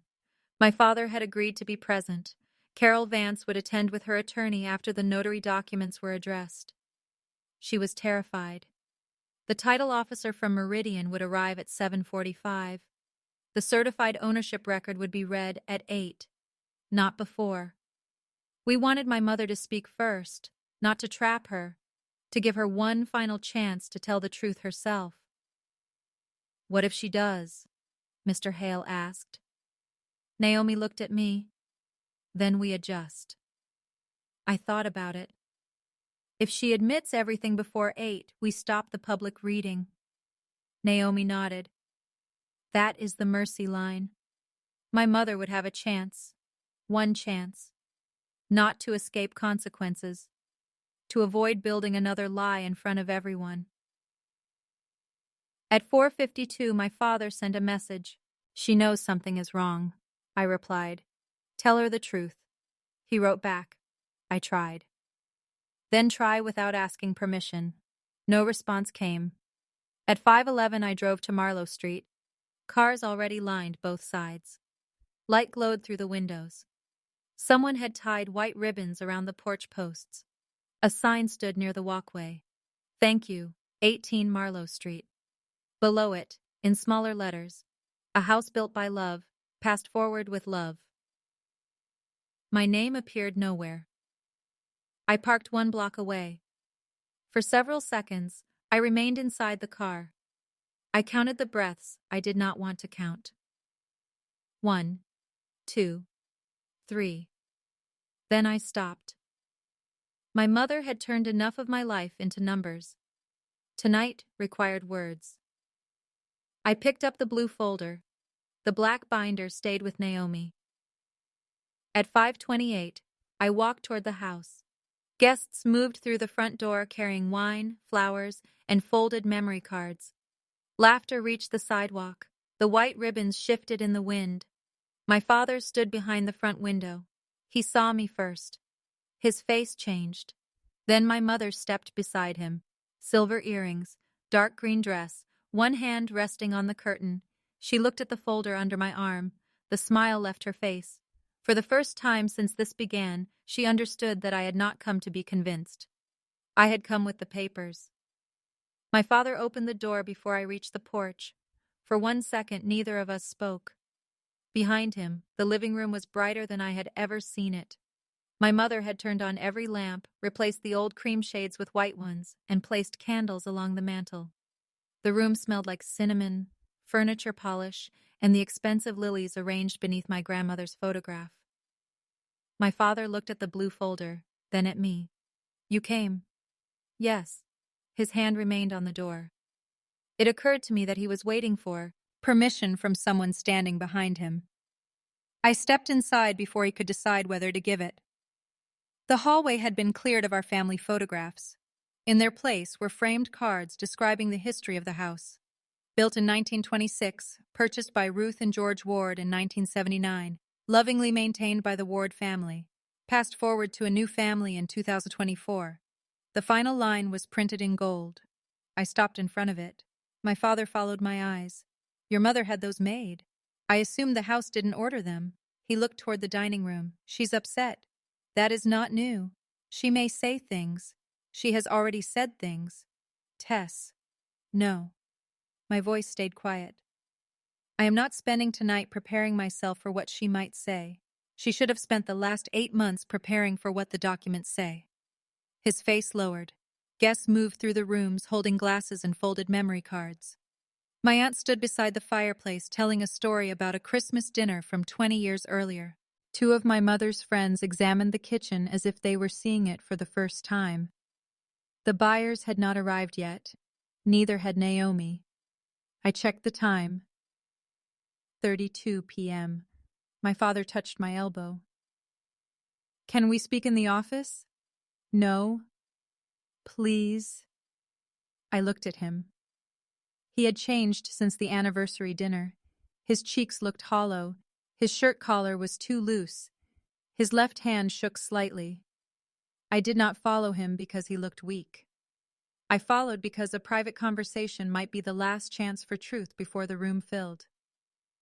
The office door still had the lock I installed. I unlocked it. Inside, my grandmother's desk had been returned from the basement. My mother had arranged it with a vase of white roses, an old fountain pen, and a photograph of my grandparents standing on the porch. Nothing had been placed where my grandmother actually kept it. The pen belonged in the top drawer. The photograph belonged beside the window. The roses would have been cut shorter. My mother had recreated memory from the outside. My father closed the door. She knows about the messages. I told her at my office. She knows I gave Naomi my phone. Yes, she hasn't spoken to me for 2 days. That may be the longest honest conversation you've had. He accepted the sentence. Then he sat in my grandmother's chair. I remained standing. Your mother believes you are planning something tonight. I am planning to tell the truth. In front of everyone? If necessary.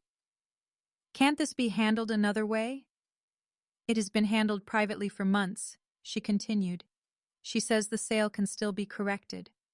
It has been canceled. She thinks the buyers will come around if you sign. I won't. She thinks Evan's partners will lose faith if they hear about the deposit. They should know where his investment came from. He'll lie. Owes the business. He spent money that was not his.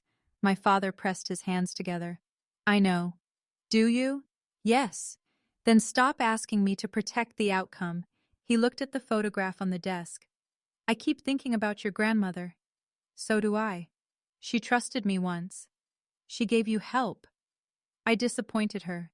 This is not about disappointing someone who died. His eyes lifted. It is about what you are doing while you are alive. He nodded. The clock on the wall ticked 6 times before he spoke again. I am going to tell them. Tell whom? Everyone. Tonight? Yes. Does Mom know? No. Then why are you telling me? Because I don't want you to think I'm only doing it after someone proves it. That was the first thing he had said that sounded like responsibility instead of regret, not enough to repair anything, enough to matter. What exactly will you say?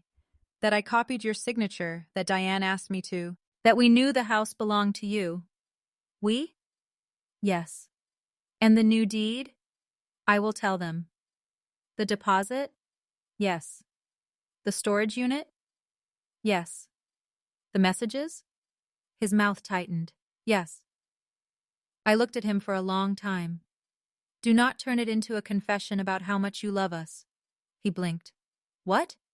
Do not say you did it because you loved the family. Do not say you were desperate. Do not say you were trying to help everyone. Those may be reasons you tell yourself, but they do not change what you did. He stared at his hands. What should I say? The facts. That sounds cold. It is clean. A knock came at the door. My mother entered without waiting. She wore the same pearl earrings she had worn at the funeral and the anniversary dinner. Her dark green dress had a high collar and long sleeves. She looked composed. Her eyes moved from my father to me. You locked this room. Yes. In my mother-in-law's house. My house. She smiled. Small. Controlled. We have guests. You invited them. And you came carrying a folder like an officer serving papers. I brought documents. You always need documents. Tonight everyone does. Her eyes shifted toward my father. What were you discussing? He opened his mouth. Nothing came out. She waited. He looked at me. I did not rescue him. My mother's expression changed. Not fear this time. Recognition. She saw something in his face that told her he no longer stood where she had left him. Robert? He rose. We need to tell them. Her body became still. Tell them what? The truth. She laughed softly. This again. Diane. No. We are not doing this here. You chose here. I chose a celebration.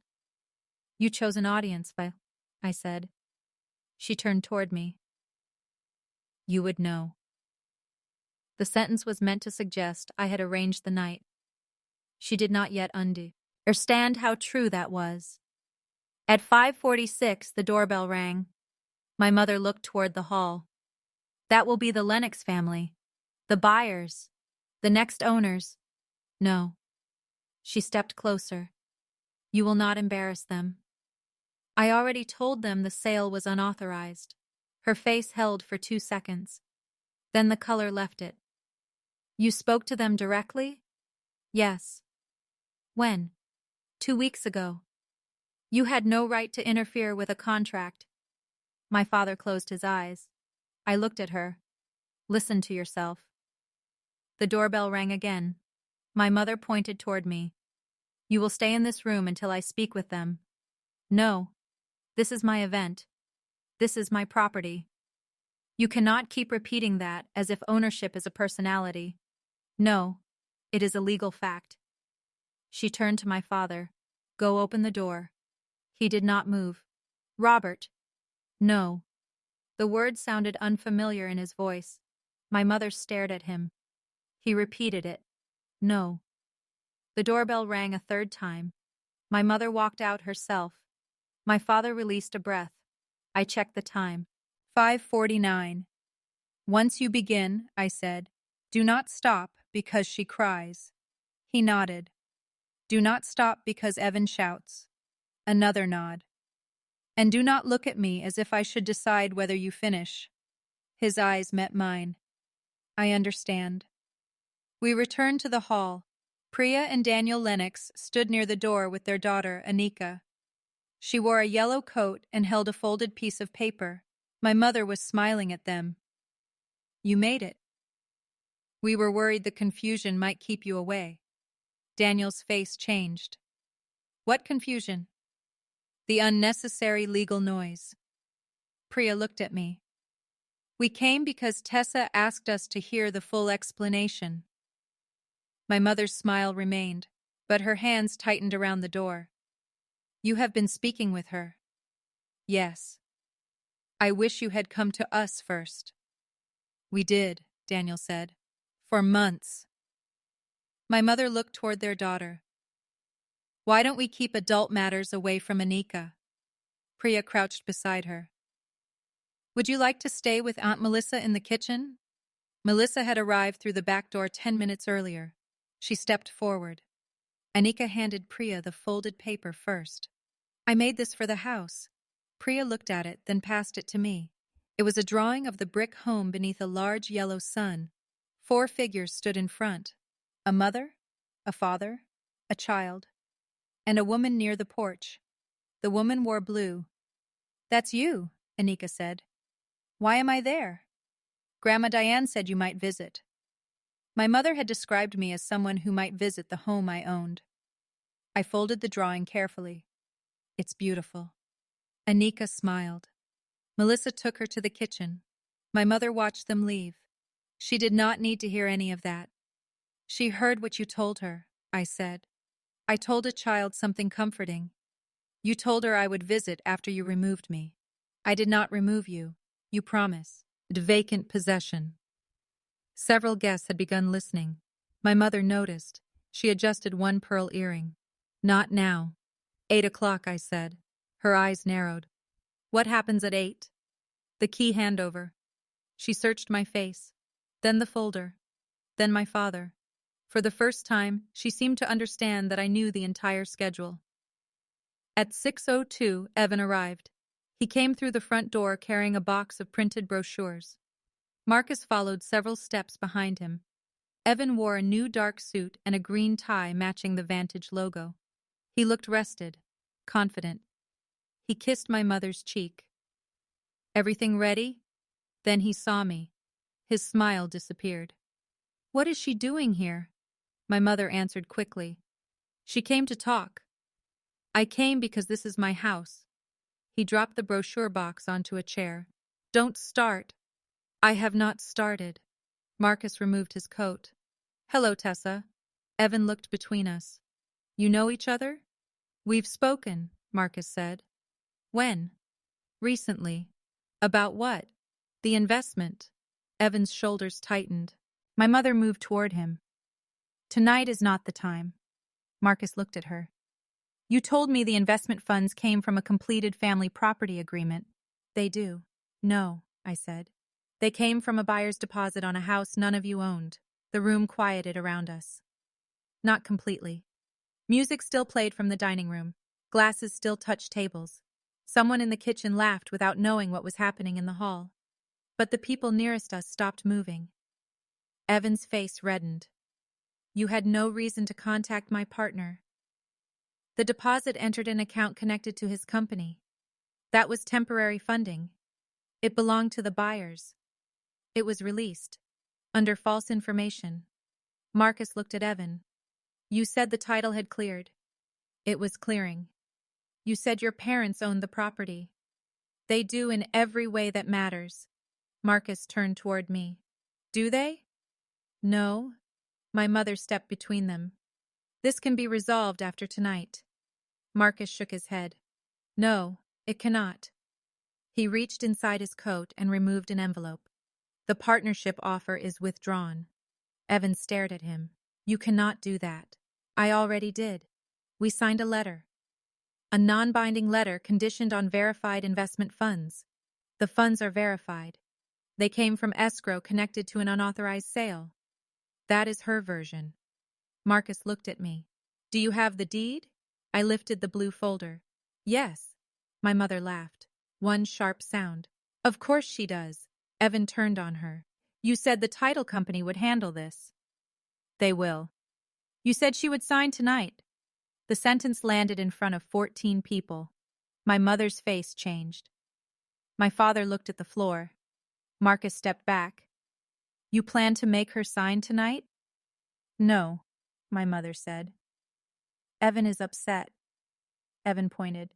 At me. She was supposed to receive $125,000. Guests had begun moving closer from the living room. My aunt lowered her wine glass. Carol Vance stood near the staircase with her attorney.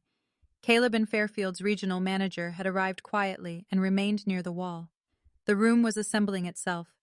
My mother realized it. She smiled. Then she clapped her hands once. Everyone, dinner will be served shortly. Please make yourselves comfortable. Nobody moved. She tried again. We have a full evening planned. Daniel Lennox spoke from beside the front door. So did we. My mother's smile faded. He continued. We sold our home. We moved our daughter into a new school. We paid a deposit. We were told this house would be ours on Monday. It still can be. No, Priya said. It cannot. My mother looked at her. You are allowing emotion to interfere with a favorable purchase. Priya stared at her. You lied about your daughter. I protected her privacy. You told us she had a condo. She planned to move. You told us she did not want to participate. She avoids difficult decisions. I looked at the people standing around us. This is how she does it. My mother's head turned. Does what? She makes my absence sound like consent. You were not absent. You refused to cooperate. I did not know the house was being sold. You knew the family needed help. That is not consent. Evan stepped closer. You knew I had an opportunity. I knew you had another plan. This was real. So was the deposit. I was going to repay it. With money from the sale. Yes, the sale of my house. He threw up both hands. You did nothing to earn this place. The words echoed slightly in the hall. My father looked at him. Stop. Evan ignored him. Grandma handed it to you because you spent a few weekends changing light bulbs and sorting receipts. My grip tightened on the folder. I cared for her. We all cared for her. You visited when you needed money. At least I tried to build something. I built a career. You walk through fields. I determine where property begins and ends. He laughed. Perfect. You finally found a reason to feel important. Marcus moved between us. Enough. Evan shoved a brochure against his chest. This is my business. Not anymore. You cannot walk away because of a family disagreement. This is not a disagreement. Marcus placed the brochure on the table. It is a funding problem, a disclosure problem, and a judgment problem. My mother stepped beside Evan. You are making a terrible mistake. Marcus gave her a tired look. No, I am avoiding one. At 6:24, the doorbell rang again. Naomi entered carrying the black binder. Mr. Hale followed. The conversation stopped. My Mo. There looked at Naomi. You are not welcome here. Naomi removed her coat. My client invited me. I did not. You are not the owner. The words were simple. My mother's face hardened. This is a private family gathering. The buyers are here. The real estate agent is here. The title company will be here. A prospective business partner is here. The notary whose seal appears on a false deed is here. Several people turned toward Carol. Carol covered her mouth. Naomi continued. This stopped being private when documents entered public and commercial systems. My mother pointed toward the door. Leave. Naomi looked at me. Do you want me to leave? No. She placed the binder on the hall table. My mother stared at it. What is that? The record.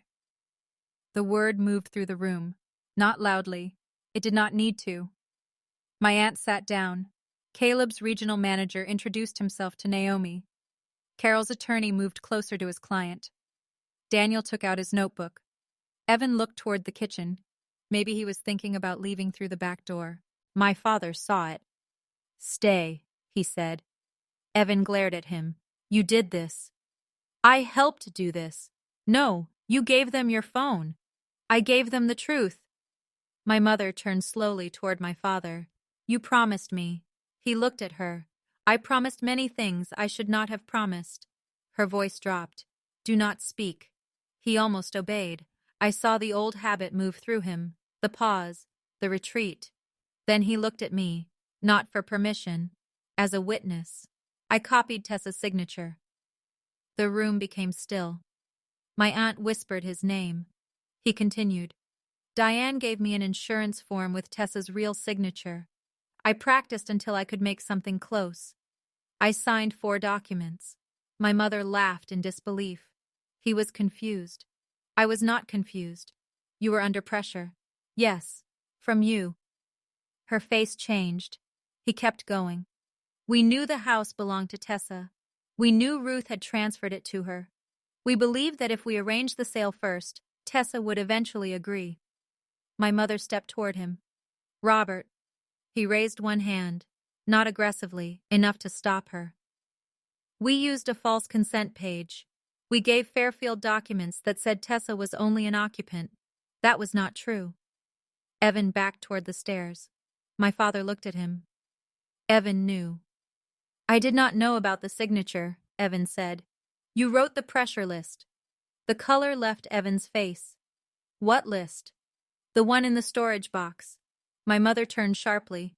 You retrieved that box? Yes. You had no right.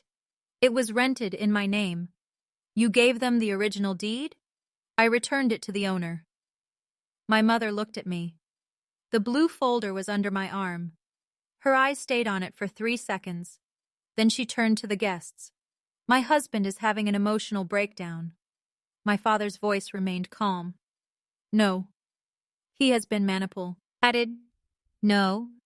He does not understand the consequences. For the first time, I do. The sentence landed too late to repair the years behind it. But it landed. My mother's eyes filled. I stood by you through everything. Yes. I protected you. Yes. I made this family. My father looked around the hallway. At her expense. She slapped one hand against the table. Not at him, not hard enough to move the binder. The sound still made everyone flinch. I will not be judged in a home I maintained for years. I spoke. You lived here without rent for almost 5 years. We cared for the property. You changed curtains and hosted dinners. Your father repaired the porch. The repair cost $300. We paid taxes. Some years, I paid the others. We kept this place alive. My grandmother kept it alive for 43 years. She was his mother. She chose me. The words hurt her. I saw them. That did not make them cruel. She stepped closer. She chose you to punish your father. No, you do not know what happened between them. I know what is recorded. Paper does not know love. No, it knows ownership. My mother's voice cracked. Is that all that matters to you? No. Then prove it. The room waited. She pointed at the blue folder. Sign the transfer. Let the buyers have the house. Let Evan keep his business. Your father and I will take less. You will receive 150,000 instead of 125. Someone in the room inhaled sharply. She had increased my share. As though bargaining could clean the act. No. 175. No. 200. No. Evan stared at her. You said the numbers were fixed. She ignored him. Tessa, think. You can buy a condo. You can start over without repairs, taxes, or memories. I do not want a condo. You are attached to a building because Ruth made it a test. No. I am protecting something that belongs to me. You would destroy 4 lives for bricks. I did not create this. You can end it. Yes. Hope entered her face. I ended the sale. It disappeared. At 6:41, Naomi opened the black binder. My mother looked toward the living room. Nearly every guest had gathered. Some stood, some sat along the staircase. The music had ended. No one had turned it off. The playlist had simply reached its final song. Silence filled what remained. Naomi spoke evenly. We can address the documents now, or we can wait until the scheduled presentation at 8. My mother's eyes moved to the clock. She still had 79 minutes. That mattered to her. More time meant more opportunities to change the room. We will continue as planned, she said. Naomi looked at me. I nodded. Then 8 o'clock. My mother lifted her chin. Good. She turned toward the dining room. Dinner is ready. For several seconds, nobody followed. Then my aunt moved first. Not toward the dining room, toward me. She stopped a few feet away. Did you know they were doing this? No. Did Ruth truly leave you the house? Yes. Can I see the deed? My mother turned. Linda, do not encourage this. My aunt ignored her. I opened the blue folder and showed her the certified copy. She read my name. Her lips parted. Tessa Elaine Ward. Yes. Sole owner. Yes. She looked at my father. You knew? He nodded. My aunt placed one hand over her mouth. Then she sat beside me at the dining table. One by one, people entered, not because my mother directed them, because the next part would happen there. Dinner had been arranged as a buffet: roast beef, potatoes, glazed carrots, green beans, bread, salad. My mother had hired 2 servers. They stood near the kitchen, uncertain. I told them to continue. None of this was their fault. Plates were filled. Very little was eaten. The seating cards placed my parents at the head of the table, Evan beside them, the Lennox family near the center, and me at the far end. My mother had arranged my position before she knew I would come. I picked up my card and carried it to the head of the table. Then I moved my mother's card one place to the left. She watched me. You cannot change the seating. I just did. I sat where the owner of the house should have sat, not because chairs proved ownership, because she had spent my entire life deciding where I belonged. The better chair, the kitchen, the end of the table, the room outside the room. That night I chose my seat. My father sat across from me. My mother remained standing for a moment. Then she took the chair to my left. Evan refused to sit. He paced near the window, checking his phone. At 6:58 he received a message and looked relieved. What? Marcus asked. Nothing.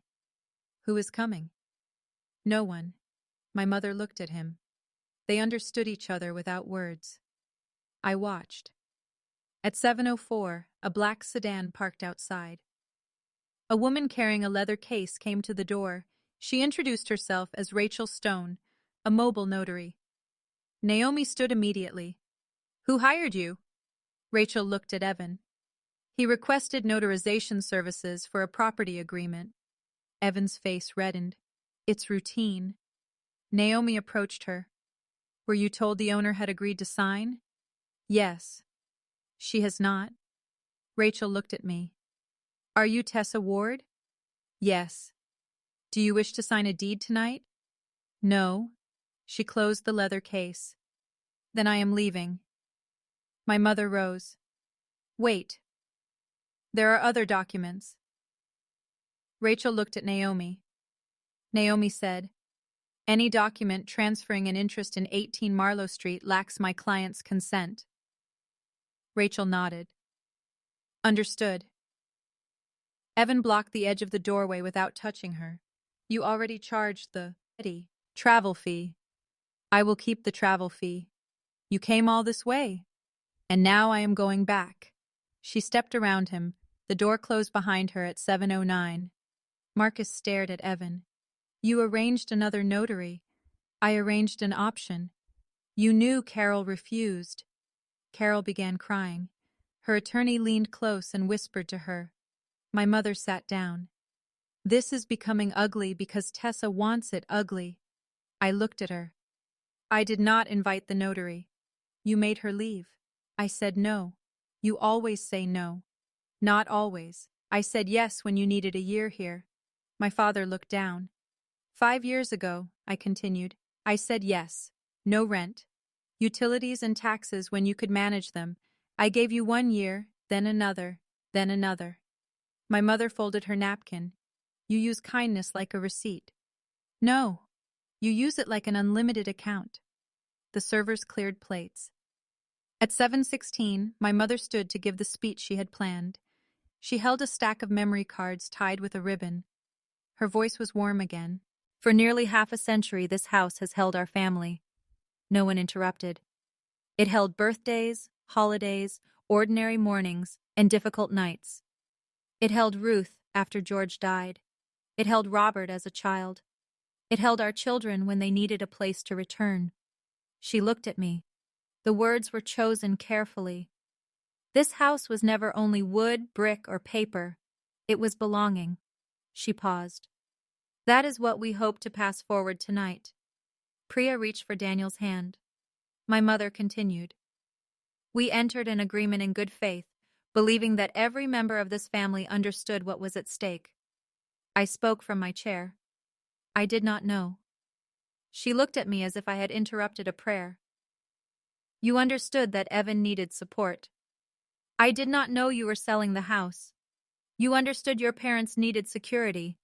I did not know you were selling the house. You knew the house carried burdens. I did not know you were selling the house. Her expression tightened. The repetition left her nowhere to move. She changed direction. Miscommunication occurred. My signature was forged. A procedural mistake occurred. My signature was forged. Your father has admitted his part. You planned it. She placed the memory cards on the table. I planned to save this family from years of resentment. By taking the only asset you did not control. By sharing what should have been shared. Grandma chose. She was ill. Her attorney confirmed she was competent. She was influenced. By whom? You. The accusation arrived at last. Several relatives looked at me. My mother saw the opening. You spent years positioning yourself as the dependable granddaughter. You attended appointments. You handled papers. You made Ruth believe the rest of us did not care. My father spoke. That is not true. She read him. You wanted this house. I wanted Grandma alive. The sentence changed the room. My mother stopped. I had not planned to say it. It was simply true. I would have traded every paper in that folder for another year with her, I continued. I did not ask her for the house. I asked why she was giving it to me. My mother's face softened as if grief had finally reached her. Then she used it. She made a decision while frightened. Mr. Hale was there. Everyone looked toward him. He sat near the middle of the table, hands folded over his cane. He stood slowly. Ruth was not frightened when she executed the transfer. My mother's eyes hardened. You were her lawyer. Yes. You benefited from her suspicion. No. You encouraged secrecy. I advised her about options. She chose a recorded transfer on death deed. I confirmed her intent more than once without Tessa present. My mother looked at me. You were not present? Not for the final signing. Mr. Hale continued. Ruth stated that Robert had already received substantial financial support. She stated that Evan had also received help. She stated that Tessa had cared for the property and for her without asking for payment or reward. My aunt began crying quietly. Mr. Hale looked at my father. Ruth did not disinherit you out of anger. She believed she had already given you your portion during her life. My father nodded. I know. My mother sat down. This proves nothing about what is best now. No, Mr. Hale said. It proves what Ruth chose. At 7:28, Naomi opened tab 1. She distributed copies of the certified deed, one to my parents, one to Evan, one to the Lennox family, one to Fairfield, one to Meridian's empty seat, one to Carol's attorney, one to Marcus. My name appeared on every copy. Tessa Elaine Ward. My mother did not look at hers. Evan did. He turned it over as if another answer might be printed on the back. Naomi opened tab 2. The unauthorized purchase agreement, the false consent form, the seller disclosure, the early release request. She did not make a speech. She named each document. Date, purpose, signature. My father identified the 4 signatures he had copied. His voice shook on the 3rd. It steadied on the 4th. Carol stood beside her attorney and admitted I had not appeared before her. She said my mother delivered the quitclaim deed already signed. My mother looked at her. You said you would not discuss this. Carol wiped her face. My attorney said I had to tell the truth. I helped you. I know. You owed me. Carol's attorney touched her arm. Carol looked at my mother. That is why I did it. The sentence exposed more than the false notarization. My mother's favors were never gifts. They were future invoices. At 7:37, Naomi opened tab 5. The deposit records. $25,000 paid by the Lennox family. $10,000 released early. $8,240 spent through Evan's account. $1,760 frozen and returned. The storefront deposit could not be recovered immediately. The branding company had already completed work. The equipment reservation included a cancellation fee. The launch dinner deposit had paid for part of the food on our table. Priya looked at her plate, then pushed it away. Evan's face changed when Naomi explained that the Lennox family would pursue repayment for the missing amount. I don't have it, Marcus answered. You told me you had $140,000. That was coming. No, it belonged to someone else. I can repay $10,000. With what?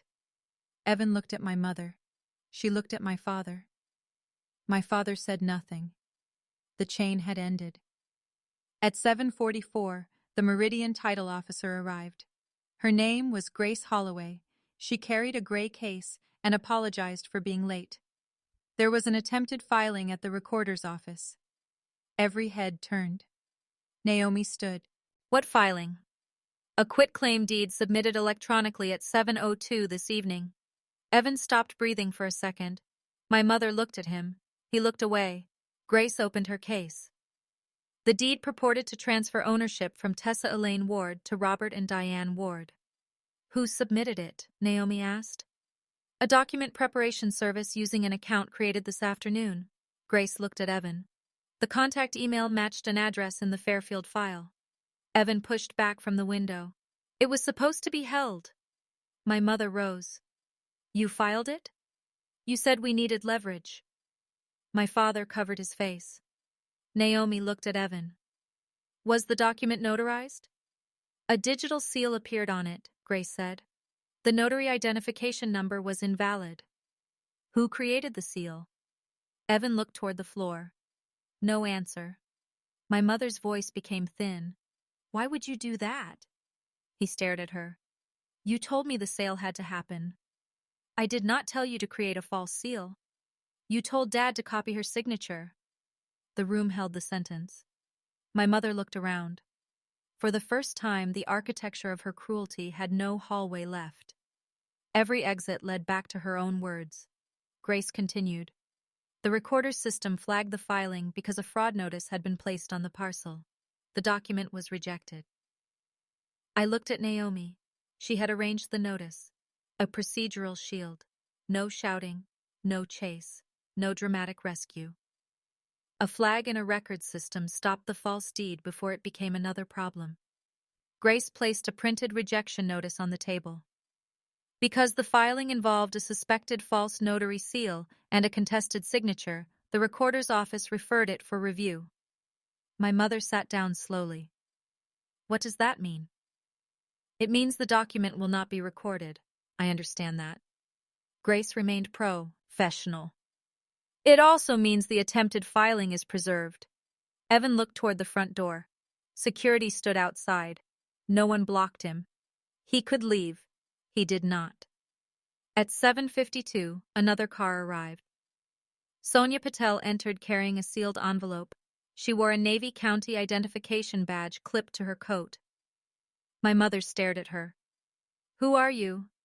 Deputy Recorder for Bellwether County.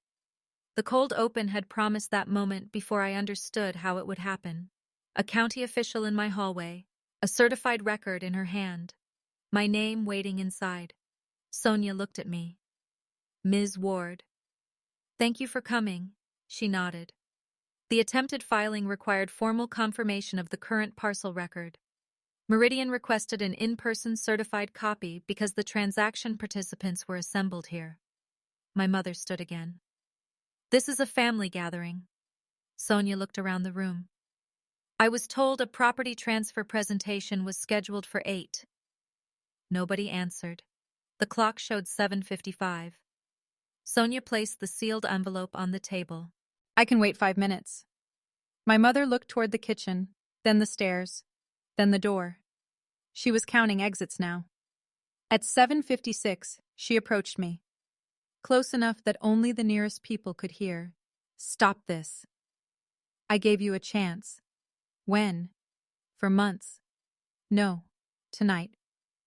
You had from 5:28 until now to tell the truth. Her face twisted.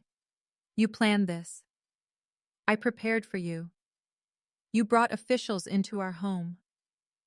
My home. Her eyes filled. This time the tears looked real. That did not erase anything. You will never have a family after this. The old threat. Belonging as a reward for obedience. I looked at the woman who had used that fear since I was a child. Then I looked at the people around us. Some ashamed, some angry, some confused. Some seeing me clearly for the first time. Then I will learn the difference between family and access. She stepped back. At 7:58, my father stood beside Sonia. He faced the room. My name is Robert Ward. My mother closed her eyes. He continued. I grew up in this house. That did not make it mine. My mother transferred it to Tessa. I knew that. His voice broke. He paused, then continued. My wife and I tried to sell it anyway. I signed Tessa's name without her permission. I allowed strangers to enter her rooms. I helped take her documents. I knew it was wrong before I did it. My mother whispered, Enough. He looked at her. No. The word was stronger this time. I spent years calling silence peace. It was not peace. It was permission. I felt something move inside me. Not forgiveness, recognition. He had finally named his part without asking me to soften it. I am sorry, he said, looking at me. Not because this failed, because I helped do it. I nodded once. That was all I could give him. At 8 o'clock, the downtown clock sounded faintly through the windows. 7 minutes slow, as always. The clock in the dining room showed the true hour. Sonia opened the envelope. My mother's printed schedule remained on the table. p.m. Ceremonial key handover. Sonia unfolded the certified parcel record. She read the property address. 18 Marlowe Street, Bellwether.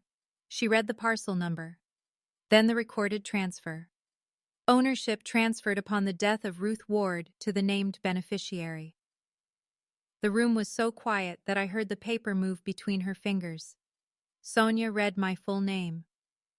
Tessa Elaine Ward. Not Ellen. Not occupant. Not daughter who struggled with change. Not family member who would eventually understand. Tessa Elaine Ward.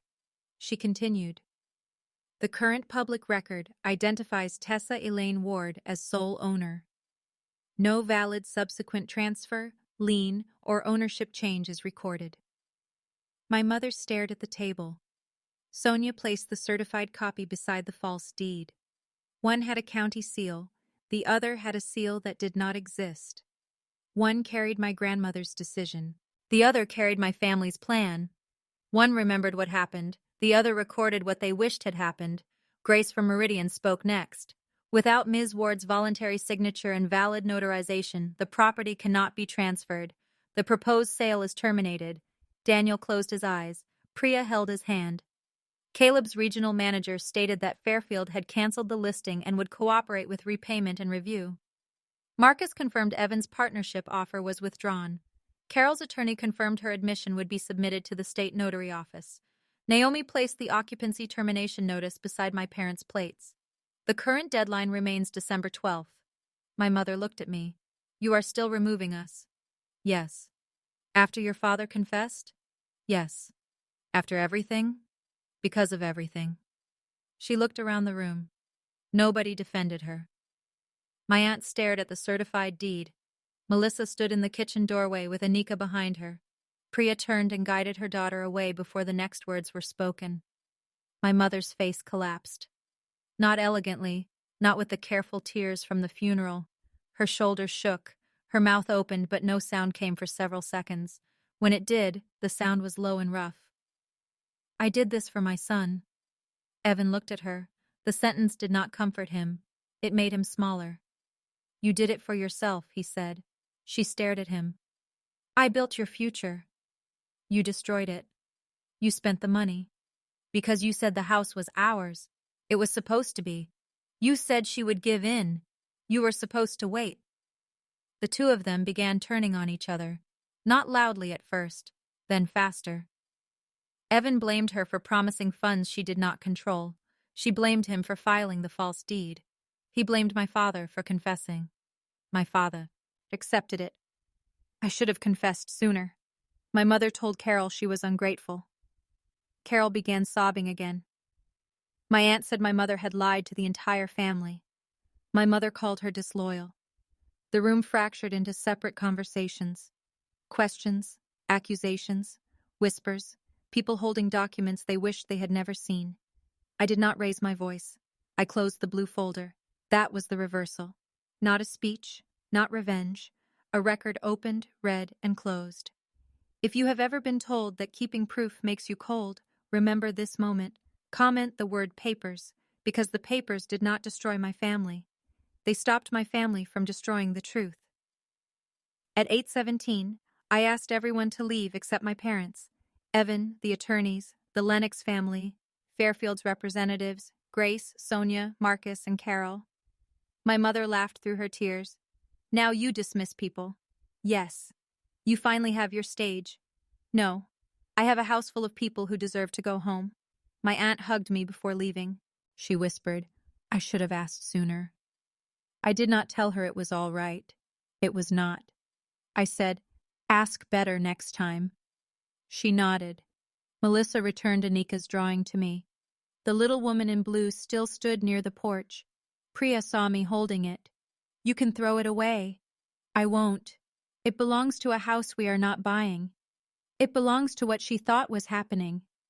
Priya's eyes filled again. We are sorry. I know. Daniel asked whether I intended to pursue repayment directly from them. You owe me nothing. We entered your home. Under false information. We should have verified. The professionals should have verified. Caleb looked down. Daniel extended his hand. I took it. They left at 8:26. Fairfield's regional manager remained to discuss the missing deposit with Naomi. The company agreed that night to make the buyers whole and seek reimbursement from the responsible parties later. That decision mattered. Priya and Daniel received every dollar within 9 business days. Their daughter returned to her previous school district after the term ended. They eventually bought a smaller home 2 streets from Priya's sister. Months later, Priya mailed me a card. Inside, Anika had drawn another house. This time, the woman in blue stood alone on the porch. She was smiling. At 8:31, Sonia left with the rejected filing record and copies of the supporting documents. Grace left 5 minutes later. Carol departed with her attorney without speaking to my mother again. Marcus told Evan that the company account would remain frozen until the missing funds were resolved. Evan asked him for another chance. Marcus said, "A business cannot be built on money you hoped someone else would surrender." Then he left. Caleb stood near the door. "I'm sorry," he said again. This time he looked directly at me. "Cooperate fully," I said. "I will." "Then the apology may become useful." He nodded. Fairfield placed him on leave during an internal review. His license was not immediately revoked, but he received formal discipline, additional supervision, and a financial penalty. The company covered part of my legal costs and the buyer's losses. It was not a perfect result. Real consequences rarely arrive in perfect shapes. They arrive through forms, repayments, restrictions, meetings, and signatures. At 8:42, only 5 of us remained. My mother, my father, Evan, Naomi. Me. Mr. Hale had moved to the living room because his back hurt. The dining table was covered in half-eaten food and documents. My mother sat beneath the gold sign describing the home as passed forward with love. She looked older. Evan stood near the window. My father collected empty glasses because he did not know what else to do. Naomi placed a final page on the table. It confirmed the sale cancellation and acknowledged that no one except me could authorize access, listing, inspection, transfer, or use of the property. My father signed first. Evan refused. "He does not need to sign," Naomi said. "The document merely confirms notice." My mother did not touch the pen. "I will not sign another thing tonight." "That is your choice," Naomi said. My mother looked at me. "What happens now?" "You move out by December 12th. Where?" "That is not my decision. You know we cannot afford bellwether rents. You plan to keep $90,000 from the sale. That money is gone. It never existed for you." She rubbed her palms against the table. "Your father can stay with his brother." My father stopped clearing glasses. My mother continued. "I have nowhere. Evan has a second bedroom." Evan shook his head immediately. "My lease doesn't allow long-term guests." She stared at him. "I did this for you. I didn't ask you to lose the house. You asked for money. I thought you had it. You knew where it came from. I knew after the deposit. You spent it. So did you." Their voices rose again. I looked at Naomi. She closed the binder. The record was complete enough. At 8:51, I asked Evan to leave. He turned toward me. "You cannot blame all of this on me." "I don't. Mom planned it. You participated. Dad forged the signature. You wrote a list of ways to pressure me. That was not serious. You filed a false deed tonight." His face tightened. "I was trying to stop everything from collapsing. You tried to make the lie harder to reverse. I would have paid you. With my money. You always have to say it like that. There is no other honest way to say it." He grabbed his coat. At the door, he looked back. "You're going to end up alone in this house." The old threat passed from mother to son. I held the door open. "Then it will finally be quiet." He left. At 8:56, my mother rose. She removed the pearl earrings. For 1 second, I thought, she might place them on the table.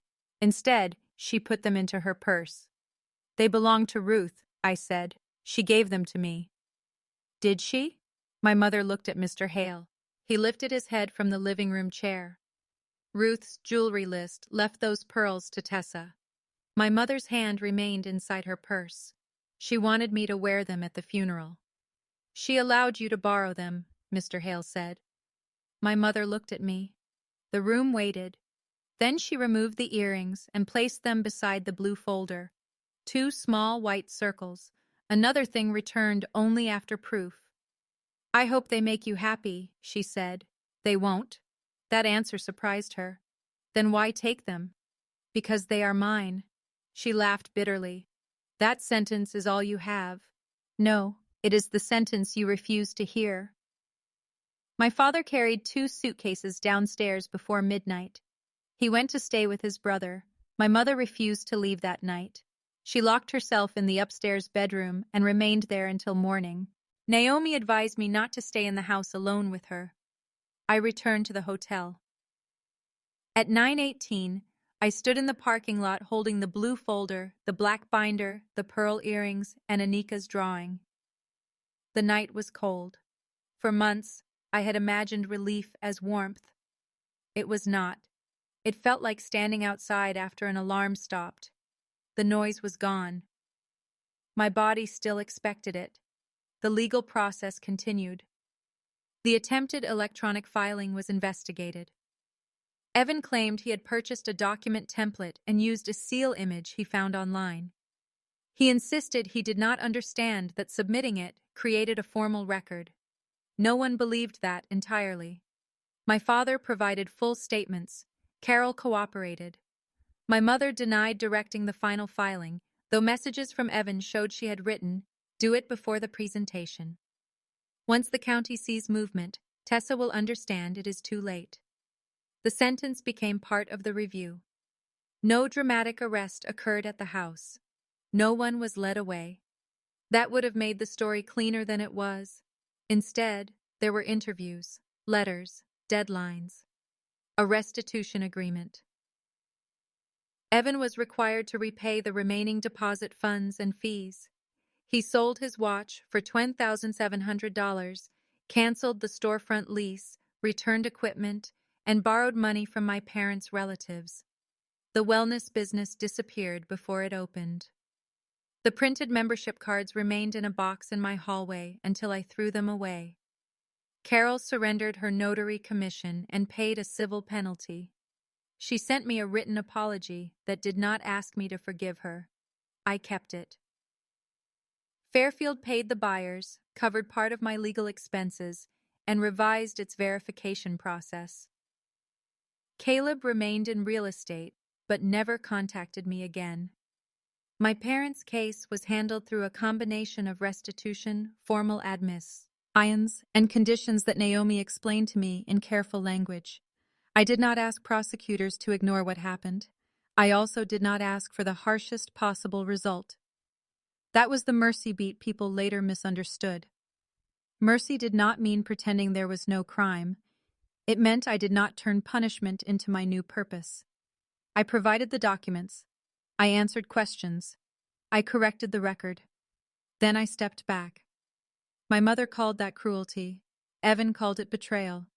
My father called it more mercy than they deserved. I called it enough. December 12th arrived with light snow. My father had already removed his tools, clothes, and personal records. He asked permission each time he entered. The first request came by email. May I collect the drill press from the garage Saturday between 10 and 11? I approved it. He arrived at 10:02 and left at 10:47. He did not enter the kitchen. He did not ask to speak privately. He took only what belonged to him. That was the beginning of our limited contact. Not forgiveness, practice. My mother remained until the final day. She packed slowly, leaving boxes in hallways and dishes in cabinets as if disorder might extend the deadline. At 8 o'clock that morning, a moving truck arrived. At 9:05, 2 movers carried the bedroom dresser down the stairs. At 10:12, my mother accused one of them of scratching the wall. At 10:40, she stood in the kitchen holding the old white serving dish. That was mine. You bought it. I know. Then take it. She seemed disappointed that I did not fight. At 11:18, she carried a box of framed photographs to her car. Most were of Evan. At 12:03, she returned for the last suitcase. The house echoed. At 12:17, she stood beside the front door wearing the cream coat she had worn to my office. My grandmother's pearls were in the blue folder upstairs. My mother looked toward the dining room. "You moved my chair." "The movers moved all the chairs." "No, at the dinner." I understood. "You placed me at the end." "It was the assigned seat. You could have left it." She tightened her coat. "You wanted everyone to see you take my place." "No. That is what you did." "I took my own place." Her eyes filled. Not performative this time. There was no audience, no relative, no receptionist, no buyer, only me. "I do not know who I am without this family," she said. The sentence was the closest she came to honesty. I could have used it. I could have told her she deserved the emptiness. I could have repeated every message, every signature, every room she had shown to strangers. I did not. "You need to find out," I said. She looked at me. "Will you ever forgive me?" "I don't know." "That means no." "It means I will not lie to make you comfortable." She touched the door frame. "Your grandmother would hate this." "No." The answer came gently. "She would hate what led to it." My mother opened the door. Snow moved across the porch. Before stepping outside, she said the line one final time. "A house means nothing if you have no real family." I looked around the empty hall, at the scratches on the floor, at the place where the gold sign had hung, at the doorway to my grandmother's office. Then I reclaimed it. A family means nothing if it needs my house more than it needs my consent. My mother closed her eyes. Then she left. At 12:21, I locked the door. 4 minutes later, I unlocked it again. Not because she returned, because I realized I had used the old key. The same lock my parents had copied. Omar arrived at 2:30 and replaced every exterior lock. The cost was $486. He handed me 6 new keys. I kept 2. One went to Naomi until the final case paperwork ended. One went into the bank box with the deed. One went to Mrs. Dalloway for emergencies. The 6th remained blank and unused in my desk. Access would be given, not assumed. That winter, I repaired the house. Not all at once. The porch leaned left. I left it that way. The kitchen cabinets were solid. I cleaned and refinished them instead of replacing them. I painted my bedroom a pale blue. Not because Anika's family had planned blue, because I liked it. The office became an office again. My grandmother's desk returned beside the window. The pen went into the top drawer. The photograph went where afternoon light touched the frame. I repaired the blue folder with cloth tape, but left the torn corner visible. Some damage should not be hidden. It should be stabilized. Then remembered. My father called once a week. At first, our conversations lasted less than 3 minutes. He told me where he was staying. I told him when legal mail arrived. He asked whether the furnace worked. I said yes. He apologized too often. I told him repetition did not deepen an apology. Action did, so he stopped repeating it. He completed every statement Naomi requested. He repaid part of the buyer's losses from his savings. He corrected relatives when they said the sale had been a misunderstanding. At Easter, he asked whether he could visit the house. I said no. In June, he asked again. I allowed him to sit on the porch for 20 minutes. He did not enter. We spoke about my grandmother. He told me she once paid his business debt after he promised it would be the last time. It was not. He said she had made him sign a repayment note, then never enforced it. She knew I wouldn't repay all of it, he said. Why make the note? So I couldn't call it a gift. Paper remembered. Before leaving, he touched the crooked porch post. I did measure this wrong, he said. That was Grandpa. No, he blamed himself because I helped. I looked at the post. Another family story corrected. Not important enough for court, important enough for truth. My mother moved into a small apartment 30 minutes away. She did not contact me for 5 months. Then a birthday card arrived. The front showed white roses. Inside she wrote, "I hope the house was worth it." No apology, no acknowledgement, no change. I placed the card in the black binder, not because I planned to use it, because it answered the question relatives kept asking. Had she learned? Not yet. Evan moved to another city. He took a job selling commercial gym memberships. He repaid the remaining restitution over 18 months. He sent one email after the final payment. It said, "You got everything you wanted." I did not respond. He still believed I wanted his failure. I had wanted my signature to remain mine. Those were not the same. The relatives divided themselves. Some apologized, some avoided me. Some said they had always suspected my mother could be controlling. That phrase annoyed me. People often claim they always knew after proof removes the risk of knowing. Melissa stayed. She visited for dinner and never entered a room without asking. My aunt returned the anniversary gift my mother had passed to her unopened, the framed photograph of my parents from 1988. I mailed it to my father. He kept it. Mrs. Dalloway continued watching the street.